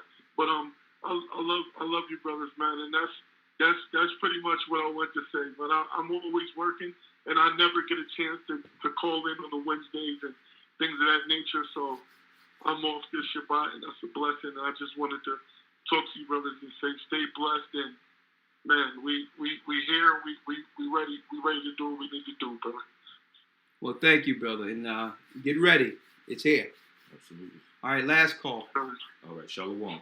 Shalom. Shalom. All right, last one we have here, 618, last 4 digits, 1025.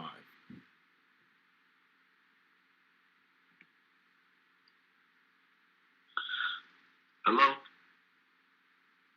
Shalom, brother. You're live.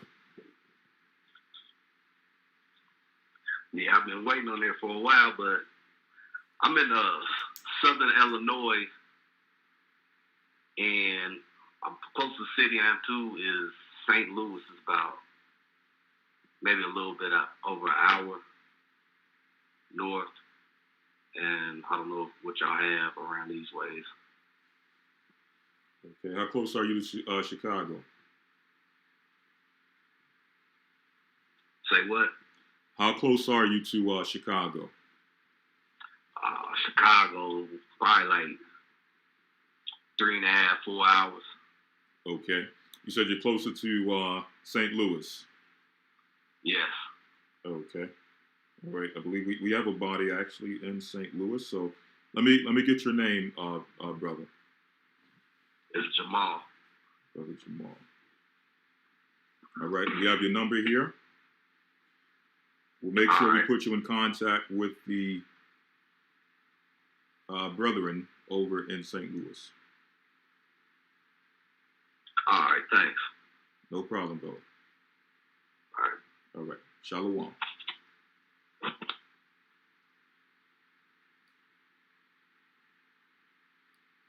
One more. That's it. All right. We have 949, last 4 digits, 2026. Let me say this because I think someone asked about Daniel's 11 concerning the land of Moab. When you break down this prophecy, it's actually talking about the nations whom Rome, the 4th beast, would actually take over before the end. So if somebody using that scripture to say that you can escape into that land, they don't even, I don't know how they can get that from that. It's talking about people that will be taken over through the war. Okay? They tell you the children of Lot are going to be destroyed. Okay? That's what's going to happen there. So anybody in Jordan, get ready for the heat. It's coming. Get out of there. If you're in Israel, the land of Israel, get out of there. That 6 million they was talking about was a future prophecy of sacrifices they're going to give up before Europe is running things. So you can go over there if you want in that land. But it's going to be burned to a crisp, according to prophecy. So, only reason I'm focusing on these people who saying Jordan and all that, because they are purposely targeting those who they know are listening to the church, the Gathered Christ Church. They're not targeting Christians to say, come over there. They know people who've been following and have respect for the Gathered Christ Church, know that eventually we're going to be leaving and going to certain areas and trying to capitalize off of that ministry and only targeting those who they know call the true name and are following the church through us. That's why I'm telling you about Jordan and all that, because they are targeted. They even named themselves Gathering. Okay? So all I'm saying is, if it's not coming from us, it's on you if you listen to these people and go over there not realizing they've never been a part of this church. It's on you. And I've had many experiences where people called me after they've made decisions on their own saying, well, the Most High was working with them a long time. They've been knew that they had to leave and all this other. I can't trump the Most High if you think that's what you need to do. But I know what this Bible says. I've already been all over the world and been to a lot of these different areas. And I'm going to tell you, people are going over there and being left, because they never were with that particular person. They get over there and they just there. So I'm just putting it out there. And then at the end of the day, once they make their choices to do whatever they wanted to do, somehow they turn themselves back upset with us when we warned them not to do it. Mm-hmm.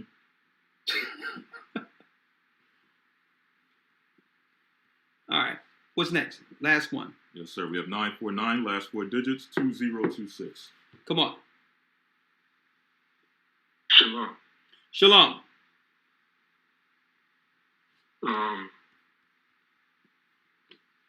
I want to say all praises to the Most High. But I can't believe I'm the last call. I have to talk to you about a personal matter regarding a great evil within the body. And I need to talk to somebody off camera. Okay, where are you, brother? I cannot say. Is he on an anonymous call or? No, it's the number there. Okay. I'm sorry. So you want us to, when this is done, to call this number? Yeah, if you could call me back at this number, that would be great. Hold on. I'm not even going to ask you your name because that means you cannot say that either, huh? I cannot say my name. Okay. So I have your number. It starts with 949 and it ends in 2026. Yes. Okay, I'll call you right after this is done. Okay, thank you. Bye-bye. All right, no problem. All right.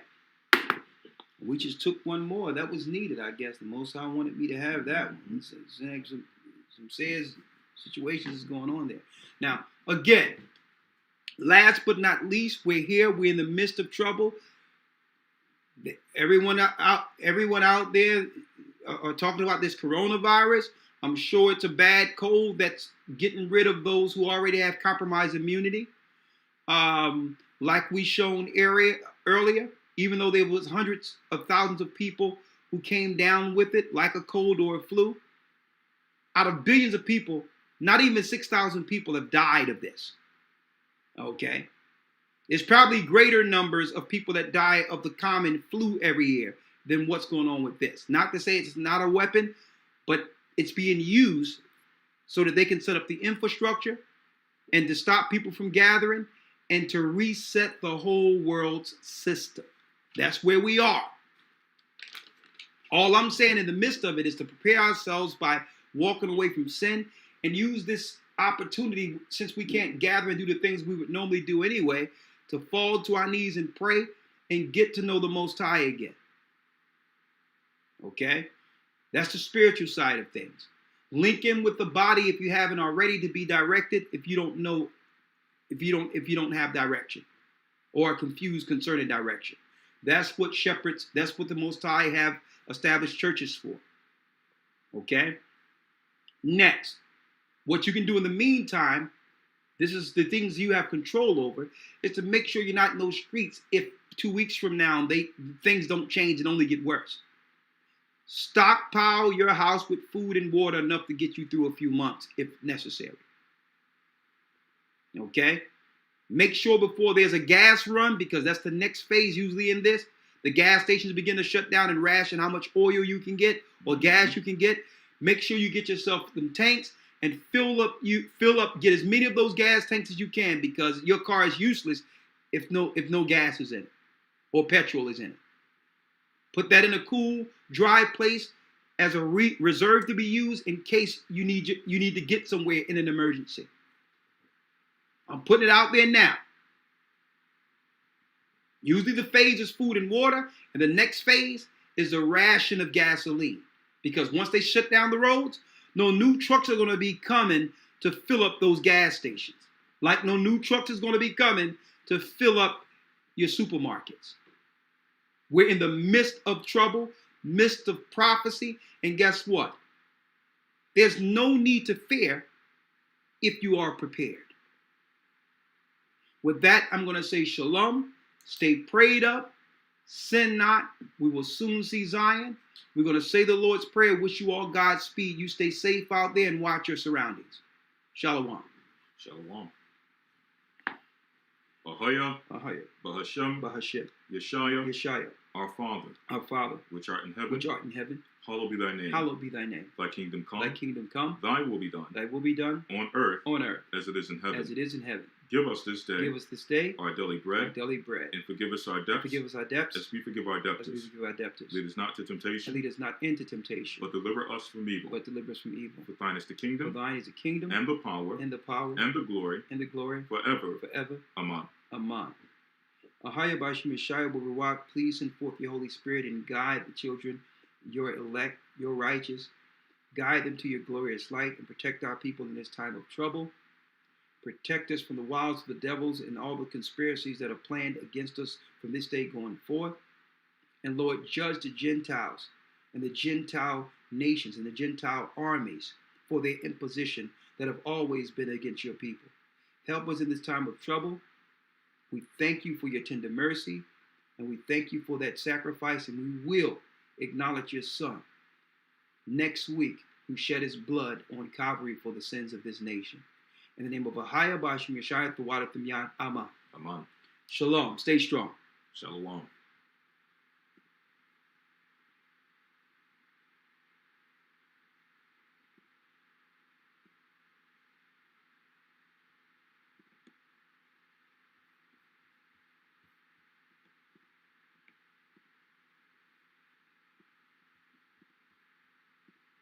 The Bible.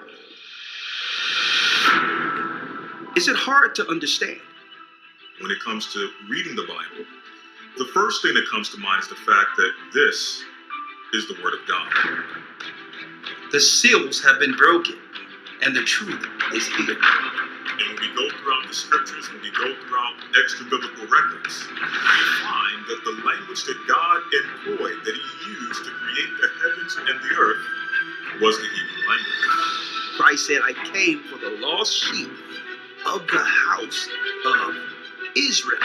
But yet no one, no religious leader, no religious church out there anywhere can now identify the 12 tribes of Israel. Can we? God is quite simple, but it seems as if man makes understanding him hard. What are those mysteries? The truth of your book and the truth will make you free. Hebrew and Bible Academy, you're invited.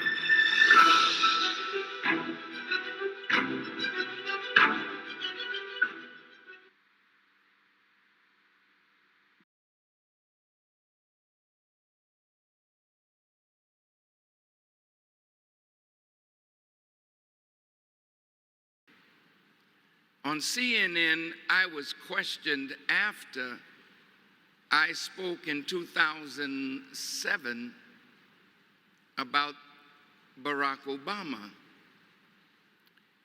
And CNN said, well, what do you think about this young man? I said, I think he's brilliant. I think he has fresh ideas.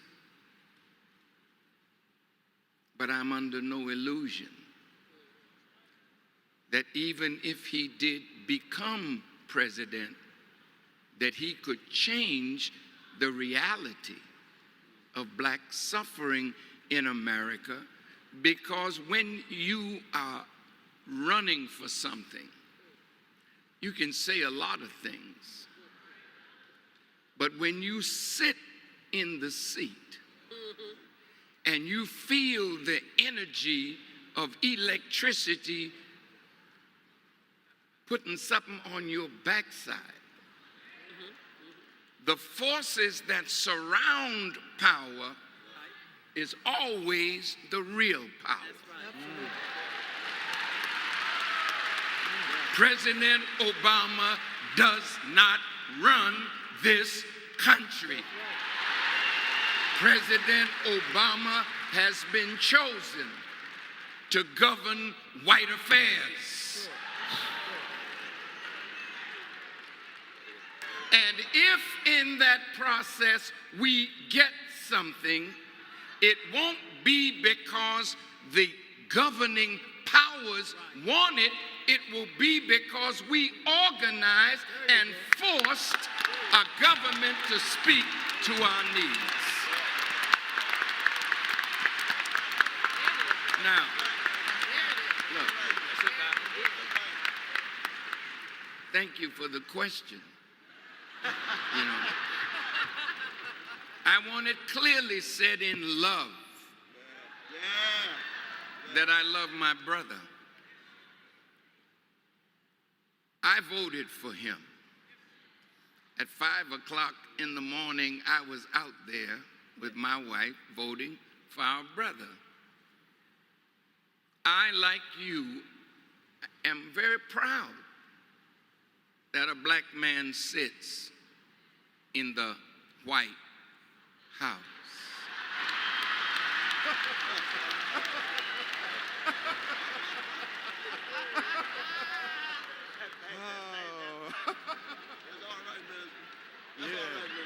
But I also understand very clearly, and we should understand that it is the White House.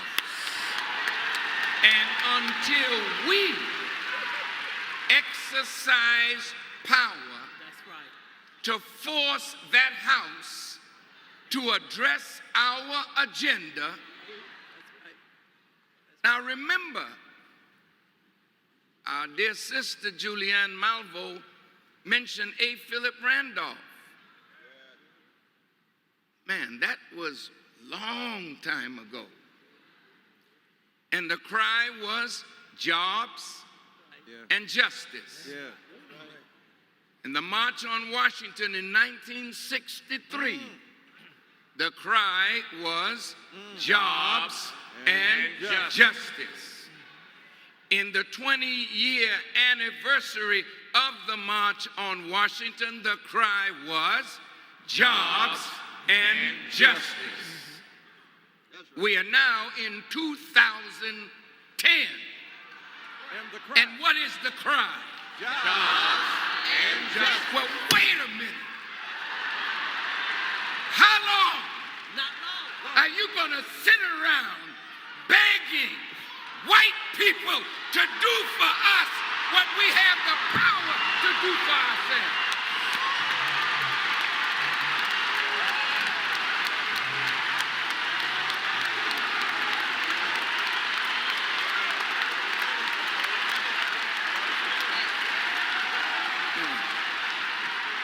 Excuse me.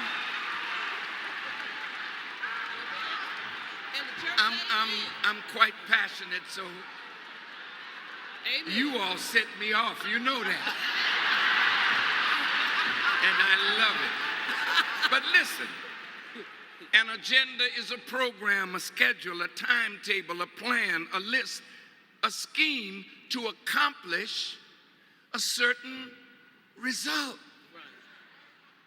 We have come up with black agendas, but we've been looking to the wrong people to fulfill our agenda. If Franklin Delano Roosevelt said to A. Philip Randolph, yeah, everything you told me is right. The Negroes need this, the Negroes are suffering that. Now you go out and make me do it.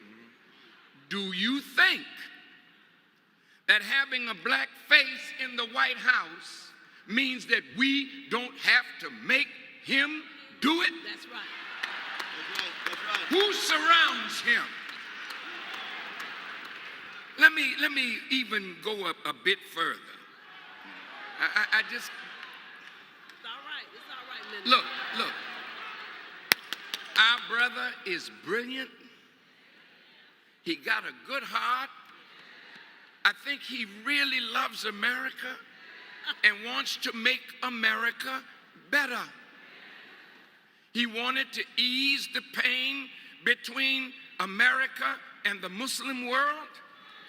He wants to solve the problem of Israel and the Palestinians. He has the heart to want to make America better. But he's like that camel in the Quran that God warned the people, don't hamstring his camel. They didn't care what God wanted.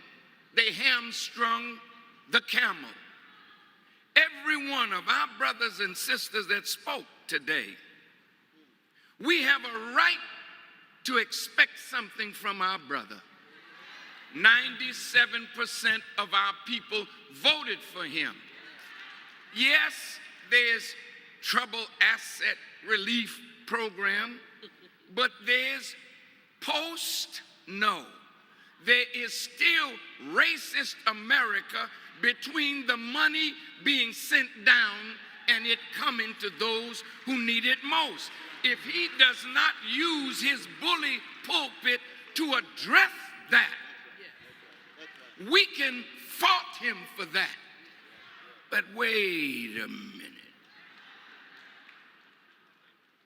In love. Everybody say it. In love. Say it again. One more again. Okay, I want to deal with that word. Because love is bigger than some emotional feeling. The word love, you can change the vowel O to I and the consonant V to F. When you have love, real love, you have life. And that's why the scripture says we can tell that we have passed from death into life because we love the brotherhood. Okay? Now, I was with Elijah Muhammad one day, my teacher, and he said to me, brother, you're always talking about love. Define it for me. And I went into my Webster's emotional dictionary stuff, and he said, brother, where there is freedom, where there is justice, where there is equality, there is love, and there is life. Our problem is we have been looking to the wrong source to give us freedom, justice, equality, love, and life. O.J. Simpson was charged with... El de Elders. Wow. ¿Y no está grabado? Está grabado sin audio.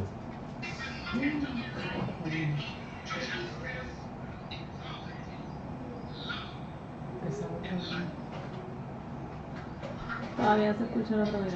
Un momento, no, ya lo quité, que tiene un delay.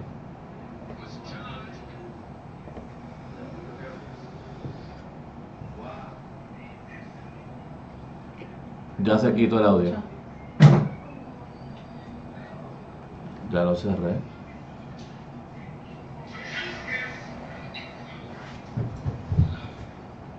Bien, yo creo que ahora ya me estás escuchando. Sí, ahora. Ahora ya... Disculpen, hermanos.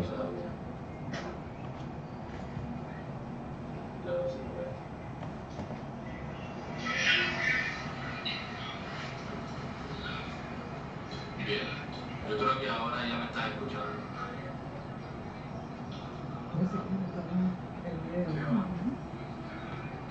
Bueno, ahora ya les prediqué a ustedes entonces. No faltaste.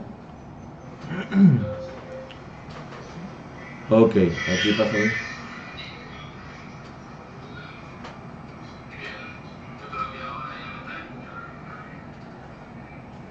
Ok, yo creo que ahora sí.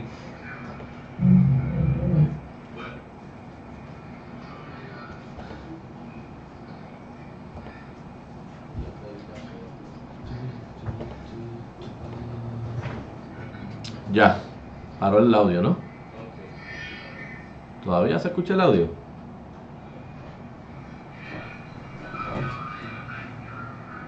Ya, dice, muchas gracias. Ok, creo que ahora sí. No, ok. Bien. Bueno.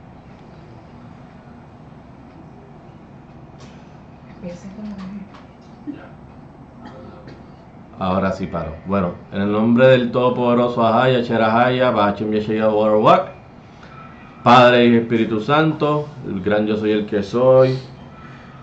Estamos aquí, la Iglesia Asamblea de Cristo, el Ministerio de Español de Gathering of Christ Church, y escucharon a nuestros ancianos y elders de nuestra iglesia el Shabbat de hoy. Tenemos que estar en una misma mente, un mismo espíritu, todos nosotros, y más en estos tiempos de crisis, ¿ok?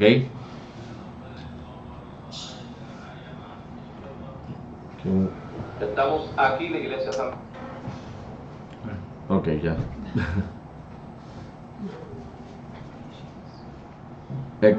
Se quedó la página de YouTube de los Elders y parece que brincó a otro audio y no le apagué el micrófono de ellos y el mío estaba apagado. Así que, bueno,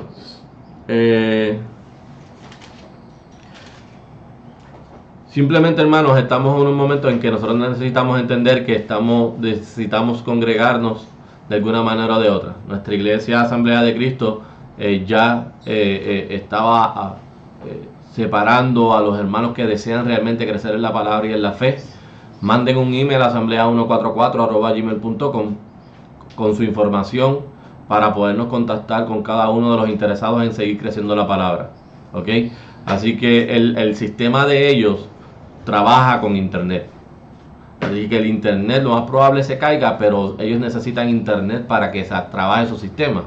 Así que poco a poco vamos a ir modificando la manera que vamos a recibir información y tenemos que ser, ¿verdad?, cuidadosos con los lobos vestidos de oveja. Y por lo tanto, cualquiera que quiera seguir creciendo en la palabra y en la verdad y entendiendo realmente lo que está pasando a través de la luz de los mandamientos y de la palabra del Todopoderoso, manden su email. Nosotros tenemos estudios bíblicos en línea para todos los interesados todos los domingos a las 8:30 de la noche, tiempo de Puerto Rico. Todas las personas que quieran también comunicarse con nosotros para prepararse para su bautismo, también manden un email. No importando en qué lugar vivan, comuníquense con nosotros de alguna manera o de otra. Si el Altísimo lo permite, los vamos a poder ayudar. Recuerden, hermanos, que todo esto nosotros lo hacemos tenemos la capacidad de acuerdo a la ayuda que nuestro propio ministerio nos da. ¿Ok? Porque todo esto, para nosotros viajar y bautizar a alguien, o nosotros hacer X o Y cosas, crecer el ministerio, sin el currency, la moneda, ¿verdad? Sin las finanzas, no podemos hacer mucho. Así que todo lo responsablemente nosotros damos hasta donde podemos, ¿ok? Y por eso tenemos este ministerio en línea, para tratar de todos modos, aunque no tengamos finanzas ahora mismo en este momento para hacer todo el trabajo que se necesita hacer, ¿verdad? Porque hay que ir a todos los países de habla hispana. Pero yo sé que el Todopoderoso va a poner en el corazón de todas las personas para que nos sigamos ayudando en un mismo cuerpo, en una misma mente, un mismo bautismo. Y no solamente con las finanzas, cualquier cosa que una persona pueda dar, solamente su trabajo, ¿verdad? En el ministerio, eso ayuda. ¿Ok? De alguna manera o de otra, cada uno tiene un don. De alguna manera o de otra, cada uno tiene algo que dar. ¿Ok? Y si no hacemos eso en unión y en verdad, no vamos a poder ayudarte ni a ti ni a nadie más. ¿Ok? Esto, ¿verdad? Nosotros necesitamos entender eso. ¿Ok? Porque todo el mundo ahora con esta crisis quiere que todo el mundo quiere, yo quiero que vengas aquí, yo necesito bautizarme. Yo sé que necesitas bautizarte, pero ¿y si no tengo el dinero para ir a bautizarte? Ese es el detalle, ¿sabes? Y nosotros nunca hablamos de esa manera, pero esa es la verdad, ¿ok? Nosotros tenemos las intenciones y queremos hacer las cosas, pero, ¿sabes? Hay que entender que primeramente ahora no nos dejen viajar en los próximos tiempos por esta crisis, es lo primero. Así que hay que nosotros sí estamos dándole una oportunidad a todo el mundo a que se pueda reunir con nosotros en línea y puedan seguir creciendo, y con paciencia va a llegar el momento en que el Todopoderoso va a llegar ese bautismo del que lo necesita. Así que yo sé que el Todopoderoso está utilizando nuestra iglesia a través del Santo Espíritu para poderle liberar a todas las personas del pecado y que puedan volver a nacer. Así que no tengan paciencia, el Todopoderoso va a hacer que la persona genuina va a orar. Y la voluntad del Todopoderoso es que nosotros entremos al reino. Y el Todopoderoso da de acuerdo a su voluntad. Así que si usted está orando por un carro, una casa, un trabajo, dame dinero, Él no quiere eso. Primero busca ¿qué? El reino de los cielos. Nos lo dijo Cristo. Busca ¿qué? Ese bautismo. Eso es lo primero que hay que buscar, porque sin eso, ¿para qué tú vas a estar viviendo? Si como quiera estás en muerte. ¿Ves? Así que eso es lo que hay que hacer. Estaba en un espíritu ahorita y creía que me estaban escuchando. Vamos a leer de nuevo lo que estábamos leyendo para terminar este Shabbat con todos los hermanos hispanohablantes. Efesios capítulo 4 versículo 1. Yo pues, preso en el Señor. Reconocemos que hay dos señores. ¿En quién tú estás preso? ¿En las riquezas o en el Cristo? Vamos a estar presos, estamos presos. Tú no vas a hacer aquí lo que te da la gana. ¿Entiendes? Ni en un lado ni en el otro. ¿Tú crees que tienes libertad porque puedes viajar? No, porque te están enseñando ahora que los entretenimientos te los pueden quitar así el Dios de este mundo. Simplemente no lo hacen más. El viaje te lo pueden quitar así el Dios de este mundo. Simplemente no puedes viajar. Así que estás preso. Por una enfermedad, cuarentena en tu casa. Así que como quiera vas a estar preso. Ese es el engaño de Satanás. Así que yo prefiero estar preso en el Señor, que Él me va a llevar ¿a qué? A la protección, a la sanidad, a la vida eterna, al gozo. Y cuando uno está preso en Cristo, tú vas a hacer todo lo que Cristo hizo, y tú vas a seguir los mandamientos al pie de la letra de lo que Él te dijo que hiciera para recibir vida. Así que yo prefiero estar en la obediencia de Cristo que en la obediencia a mi carne y a este mundo, que lo que me va a llevar es a muerte. Sigue leyendo. Yo pues, preso en el Señor, os ruego que andéis como es digno del llamamiento con que sois llamados. Así que nosotros estamos rogándole a ustedes de la misma manera, que ustedes anden camino dignos del llamamiento al que sois llamados. Se les está invitando abiertamente a través de la palabra que caminen como Cristo, a que hagan lo que tienen que hacer, no sean tercos, no sean de dura cerviz. ¿Qué tiene que pasar? Más de lo que está pasando ahora. Sigue leyendo. Versículo 2. Con toda humildad y mansedumbre, con paciencia. Con ese llamamiento lo tienes que andar digno, ¿cómo? Con humildad, no con jactancia. Humildad es reconociendo que tú fallas, que tú lo estás haciendo mal. Soy pecador, lo estoy haciendo mal. ¿Sabes? Eso es andar en Cristo. Desear que te corrijan. Qué bueno es cuando tú dices que es una bendición cada vez que te señalan algo malo que tú estás haciendo. Eso es una bendición. Porque si no, ¿cómo vas a corregir el pecado? Es una bendición. Por eso Cristo dice, yo castigo y reprendo a los que amo. Cristo te ama, sí, pero Él necesita corregirte porque tú no vas a entrar a su reino sucio. Él quiere que te limpies. Léelo otra vez.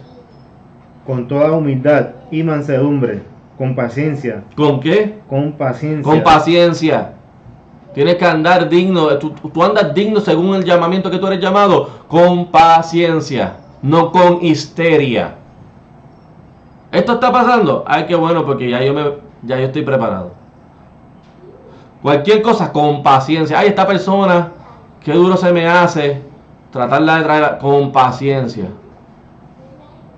Si tú no tienes paciencia, vas a ser ¿qué? Impaciente. ¿Y qué pasa cuando tú eres impaciente? Porque tú quieres las cosas cuando tú quieras.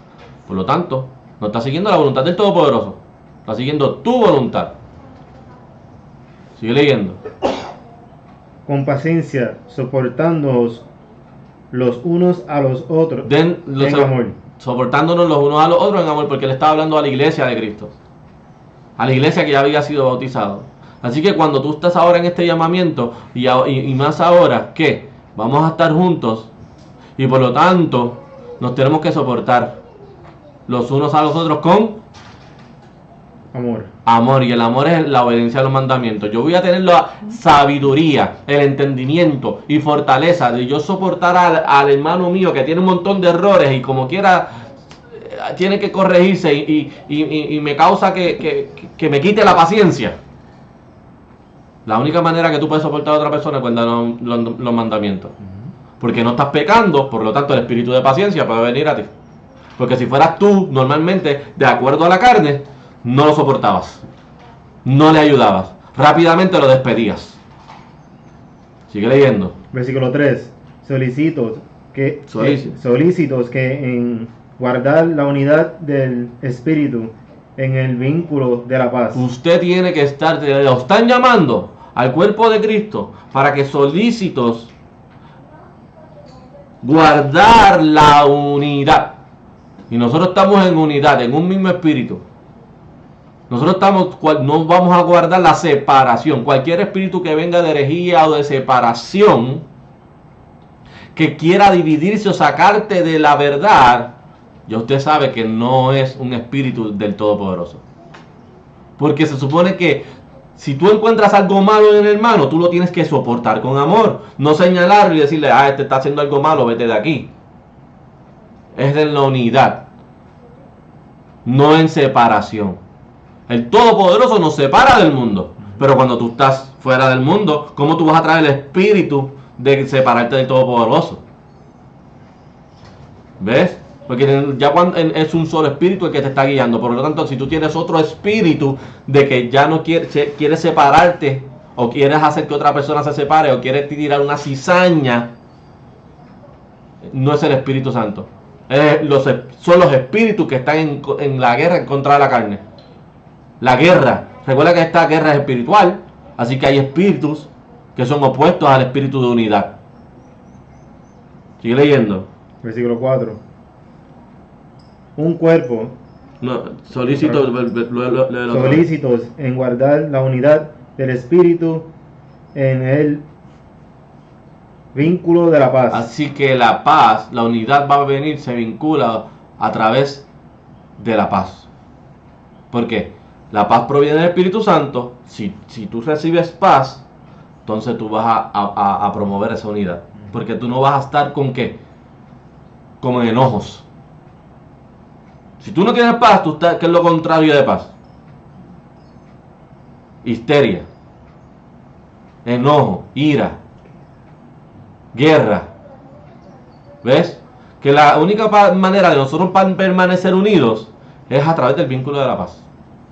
Y esa paz solamente proviene del Santo Espíritu, no de la carne. Ok, sigue leyendo. Versículo 4. Un cuerpo. Somos un cuerpo. Y un espíritu. ¿Y un qué? Y un espíritu. Un espíritu. Y la palabra es clara y te enseña cómo opera ese único espíritu para que tú sepas, cuando venga otro espíritu, que es diferente a este espíritu, lo puedas rechazar. Si un espíritu viene y te quiere sacar a otro cuerpo, pues esa iglesia no me está uniendo a un espíritu. El espíritu que está en esa iglesia no es este espíritu. ¿Ves? Y más cuando tú estás en un cuerpo de Cristo que te está enseñando a romper los mandamientos y te está enseñando mentira. Por eso tú puedes probar cuál cuerpo debe ser el correcto. Para que solamente hay un cuerpo, no hay muchas iglesias. El Todopoderoso va a ver un cuerpo cuando Él vea. Él no va a ver la iglesia Asamblea de Cristo, Él no va a ver la iglesia tal, no va a ver la iglesia tal. Él va a ver la iglesia que se dejó llevar por este mismo espíritu. Y que esa iglesia los mandó a ustedes a seguir los mandamientos y la fe en Cristo, y no les enseñó mentira y les enseñó el verdadero nombre y la verdadera imagen de su Hijo sin mentirle. Esto no es cuestión de iglesias, porque en Apocalipsis 7 no dice los sellados va a ser 7,000 de la iglesia Asamblea de Cristo. Esto es cuestión de la raza de Israel y todas las naciones que quieran venir a seguir los mandamientos del Todopoderoso. ¿Ok? Ahora, hay que tener sabiduría. Hay solamente una iglesia. Y el detalle es que nuestra iglesia es la única en el mundo que está enseñando esto. Que está enseñando la verdad. Ahora, está usted si quiere en separarse de ella o en aprender y entender de ella cuando ya todos los testimonios y las pruebas que ha recibido ha podido confirmar de que es cierto. Y si no sabía, tiene entendimiento, por eso tiene que a través de los preceptos yo adquiero entendimiento. Del estudio diligente adquiero entendimiento. ¿Ok? Por eso nosotros como iglesia estamos estableciendo estos estudios para urgentemente ayudar a nuestras personas a salir de la mentira en que viven, que han vivido toda su vida. Sigue leyendo. Versículo 4. Un cuerpo y un espíritu. Y un espíritu. Como sois también llamados en una misma esperanza. Como ustedes y nosotros hemos sido llamados en una misma ¿qué? Esperanza. ¿Y cuál esperanza fuiste llamada? Porque se te está diciendo, mira, ven a este cuerpo, ven a este espíritu, porque tiene esperanza de heredar el reino, tiene esperanza de vida eterna, tiene esperanza de salvación, tienes esperanza de ¿qué? De que no te toque ninguna enfermedad, tienes esperanza de ser liberado de estos ataques. Porque esa es la esperanza que nos da las Escrituras. ¿Ok? Sigue leyendo. De vuestro llamamiento. Ajá. Versículo 5. Un Señor. Un Señor. Una fe. Así que nuestra iglesia nunca va a operar con el Dios de este mundo. Ni con la riqueza, ni con el dinero. ¿Sabe? Todo el tiempo se han utilizado recursos del mundo para hacer que transacciones y conseguir cosas. En todo el tiempo. Antes no había dinero, pues utilizaban las posesiones. Sea animales, se hacían intercambios. ¿Ok? ¿Qué pasa? Ahora mismo, yo no tengo ni oro, ni becerro, ni vaca, ni fruto. Porque todo eso lo han industrializado. Y nos lo ha hecho difícil. ¿Para qué? Para que dependamos solamente de una manera financiera de operar. Ahora el intercambio solamente ¿qué? A través del dinero. Para que nos engañe ese dinero y sigamos idolatrando al Dios de este mundo. Por lo tanto, es la única manera de operar, pero el amor al dinero es la raíz de todos los males, ese es el detalle. Por eso, si tú tienes el dinero y lo operas con él correctamente, tú no estás amando el dinero. Tú estás manejando el dinero para poder operar en este sistema. Pero ese no es el fin tuyo. Por eso, hay un Señor, porque el otro Señor de este mundo te va a enseñar a amar el dinero y buscar el dinero.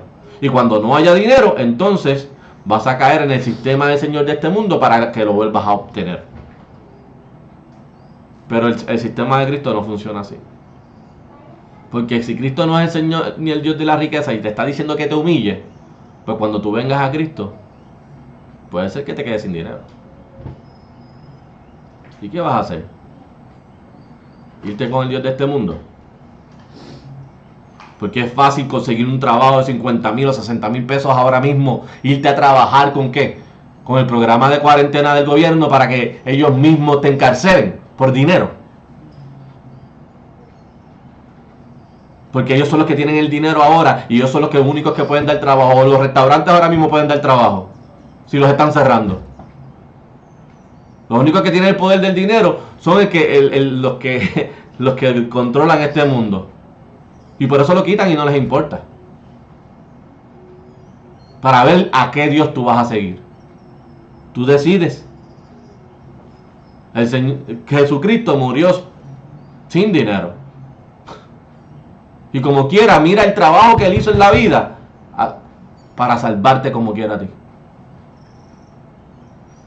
Sigue leyendo. Un Señor, una fe. Una fe. Un bautismo. ¿Por qué entonces dice una fe? No pueden haber muchas iglesias paganas, babilónicas, cristianas, que es lo que tenemos hoy día. Enseñándote paganismo, enseñándote satanismo sin tú saberlo. ¿Cómo puede ser que se supone que sea una fe y me enseñen 5 diferentes imágenes de Cristo? ¿Cuál de todas yo voy a creer que es verdad? ¿El rubio con ojos azules o el blanquito con el pelo marrón o cuál? Si es solamente un Cristo. ¿Un qué? ¿Una fe?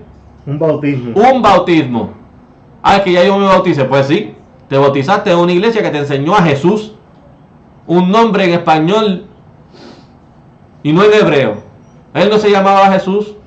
Hasta los finales de los 1500 no salió la J. ¿Cómo tú puedes haber sido engañado tan vilmente? Yo también lo fui. ¿Cómo pasó eso? Ah, porque no guardamos los mandamientos. El Todopoderoso se apartó del entendimiento de nosotros. Pero ahora se están abriendo los libros para retomar ese entendimiento y volver a nacer del valle de los huesos muertos. ¿Cómo tú vuelves a nacer de la muerte? Con la vida que es Cristo, es verdadero. Así que si usted se bautizó, se tiene en el nombre del Padre, Hijo y Espíritu Santo y no dijeron ningún nombre en hebreo, entonces se tiene que volver a bautizar. Si usted se bautizó en una doctrina, sea sabática o no, cristiana, todas ellas salieron de la católica. Se tiene que volver a bautizar. ¿Tú sabes por qué?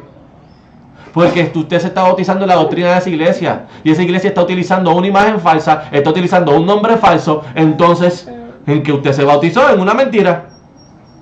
Tiene que bautizarse de la misma manera que todos los que se bautizaron con Juan se tuvieron que volver a bautizar con los apóstoles, en el nombre de Cristo. Así que solamente va a haber un bautismo genuino para el Todopoderoso para entrar al reino de los cielos. Es imperativo en estos momentos que usted se vuelva a bautizar si ya se bautizó en estas doctrinas paganas, católicas y cristianas de hoy día. Babilónicas. Ah, no, yo estoy bien, yo no hago mal. Usted celebra Navidad, usted es un pagano. Usted es un satánico y no lo sabe. Busque el origen de la Navidad. Si la Navidad está en la Biblia. Claro, Jeremías 10. Te dice que no lo hagas. Que no siga las costumbres de los gentiles. Es que Cristo nació el 25 de diciembre. Ah, no nació ese día. Ah, pues yo lo tengo que celebrar algún día. ¿Qué precepto es ese? Esos son los mandamientos del Todopoderoso. Tú me estás llevando a un engaño. Así, si usted se bautizó en una iglesia en el nombre del Padre y del Espíritu Santo, que todavía está celebrando fiestas con origen de la maldad, la palabra dice, aléjate de toda apariencia de maldad. No solamente de la maldad, sino de todo lo que pueda parecer malo, que va más profundo todavía. Y como la gente ahora, hasta lo que es malo lo celebra como Halloween. Eso no parece malo, eso se ve malo. Y tú tienes una iglesia que lo bautizó en el nombre del Padre y del Espíritu Santo, y no es idólatra. Yo no soy idólatra como los católicos, pero el pastor le diga, pero podemos celebrar el Halloween en Cristo. Ay del que dice a lo bueno malo y a lo malo bueno, nos dice Isaías. Destrucción para ustedes. Por eso es que está viniendo esta destrucción y todo el mundo, Dios tiene el control. Sí. Está en la palabra, lo tiene. Y en el control de Él te dijo que tú ibas a ser muerto, maldecido, y no ibas a heredar la vida eterna si no guardabas sus mandamientos. Ese es el control de Cristo. Así que y del Padre. Dios tiene el control, claro, por eso está dejando que venga la pandemia. Porque Él dijo, Él tenía el control, su palabra es fiel. Él dijo que te la ibas a mandar. Él nos dijo todo lo que está pasando ahora. Porque Dios tiene el control, claro, por eso Él está permitiendo que ellos que no puedan volver a salir de tu ciudad. Como dice en cuarta de Esdras 15:17. Dios tiene el control. Pero cuando la gente dice Dios tiene el control, está en una fantasía mitológica de que todo va a estar bien. ¿Y qué va a pasar cuando las cosas se pongan peor? Tu corazón se va a enfriar. Porque el control que tú creías que milagroso que iba a pasar nunca pasó. Y se te murió un familiar. Y te llevaron en cuarentena. Y te llevaron a la cárcel. Y empiezan a morir gente en las calles. Dios tiene control. Y rápido los satánicos van a decir, ¿quién es ese Dios? Que ya lo dicen, que permiten que muera gente. La gente muere por la paga del pecado es muerte. La gente muere por pecadora, de la misma manera que murieron cuando en los tiempos de Noé. El Todopoderoso está haciendo un arca nuevamente para todos los que quieran venir a la salvación. Sigue leyendo. Versículo 6. Un Dios. Un poder. Y esa palabra Dios es un plural en hebreo. Los tres que dan testimonio: Padre, Hijo, Espíritu Santo. Ahaya, Bahachim, Yeshaya, Barobak. Y fuera de ellos no hay ángeles, no hay poderes, no hay dioses que tengan poder sobre ellos. Porque ellos crearon todos esos cielos, todas las celestiales caídas y no caídas. Un poder. Y Padre de todos. Y Padre de todos. Miran a Jaya. Padre de todos. Sigue leyendo. El cual es sobre todo y por todo. Es sobre todo y por todo. Y en todos vosotros. Y en todos vosotros, que Él va a estar en todos los que se bautizaron y estén en la iglesia con ese mismo bautismo, con esa misma fe, con ese mismo espíritu, en ese mismo cuerpo. Así que nuestra iglesia está siendo liderada por encima de los dioses de este mundo, por eso va a ser protegida. Esa es la fe. Va a ser protegida. Porque todas las demás iglesias están siendo protegidas por su Dios. Y ya usted va a ver, porque si el detalle es que Lucifer quería ser semejante al Todopoderoso. Y el Todopoderoso es uno, ¿verdad? Y él tiene un cuerpo, y un espíritu, y un bautismo. En los tiempos de Babilonia, no había un solo lenguaje y con una sola mentalidad y organización para crear la torre de Babilonia para llegar a los cielos. En contra del Todopoderoso. Ese mismo orden mundial es lo que se está estableciendo ahora. Porque Satanás opera de la misma manera, con uno. Por lo tanto, él va a establecer una sola religión. Va a establecer un solo sistema financiero. Va a establecer un solo sistema moral y de justicia. Va a ser lo mismo. Para que usted literalmente escoja entre dos señores. Por eso ahora mismo la iglesia católica y cristiana están diciendo, ay, los dioses, las religiones son todos el mismo Dios. Claro que sí. Satanás. El diablo. El que engañó a Eva. Y la están adorando con sus rituales babilónicos desde siempre.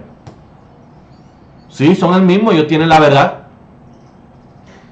Por eso el Todopoderoso, el gran yo soy, Ahaya, se tuvo que presentar a Faraón a través de Moisés para decirle, deja ir a mi pueblo para que ellos celebren mis fiestas. Porque todos ustedes están siguiendo a esos dioses que están en contra del Todopoderoso caído. Porque esos dioses o ángeles ya tienen un juicio. Ellos no tienen salvación. Tú la tienes. La creación del Todopoderoso tiene salvación. Porque fue engañada por estos poderes o estos dioses o estas religiones. Ellos no tienen salvación. El juicio fue hecho para ellos, no para ti. No quieras tener el mismo juicio de ellos. porque no quieres bautizarte. Por eso Cristo vino para la salvación del mundo, claro que sí, pero primeramente al judío y después al gentil, nos dice la palabra. Porque ¿quién es la luz del mundo? Su pueblo. ¿Por qué tú lo desechas? Si ellos son los que están conectados en la sangre y en el espíritu contigo, claro. Hermanos, ¿dónde ha crecido la cristiandad? ¿Dónde están las tribus perdidas de la casa de Israel? No ha crecido en China, no ha crecido en Arabia, no ha crecido en África. Ha crecido en Centroamérica, Suramérica, Norteamérica, en donde está ¿cómo se llama? El conglomerado mayor, la concentración mayor de las tribus perdidas de la casa de Israel, de las 12 tribus. Y ellos han aprovechado de nuestra espiritualidad innata con el libro que nos controla, la Biblia. Y por eso lo han tenido que modificar de alguna manera o de otra. Nosotros somos personas espirituales. Y se han aprovechado de nuestra espiritualidad y de nuestros dones espirituales para construir su imperio satánico. Y ahora mismo todo el mundo se está dando cuenta de eso y quiere salir de él y no va a poder. Porque no conocen a Dios. No conocen al verdadero poder.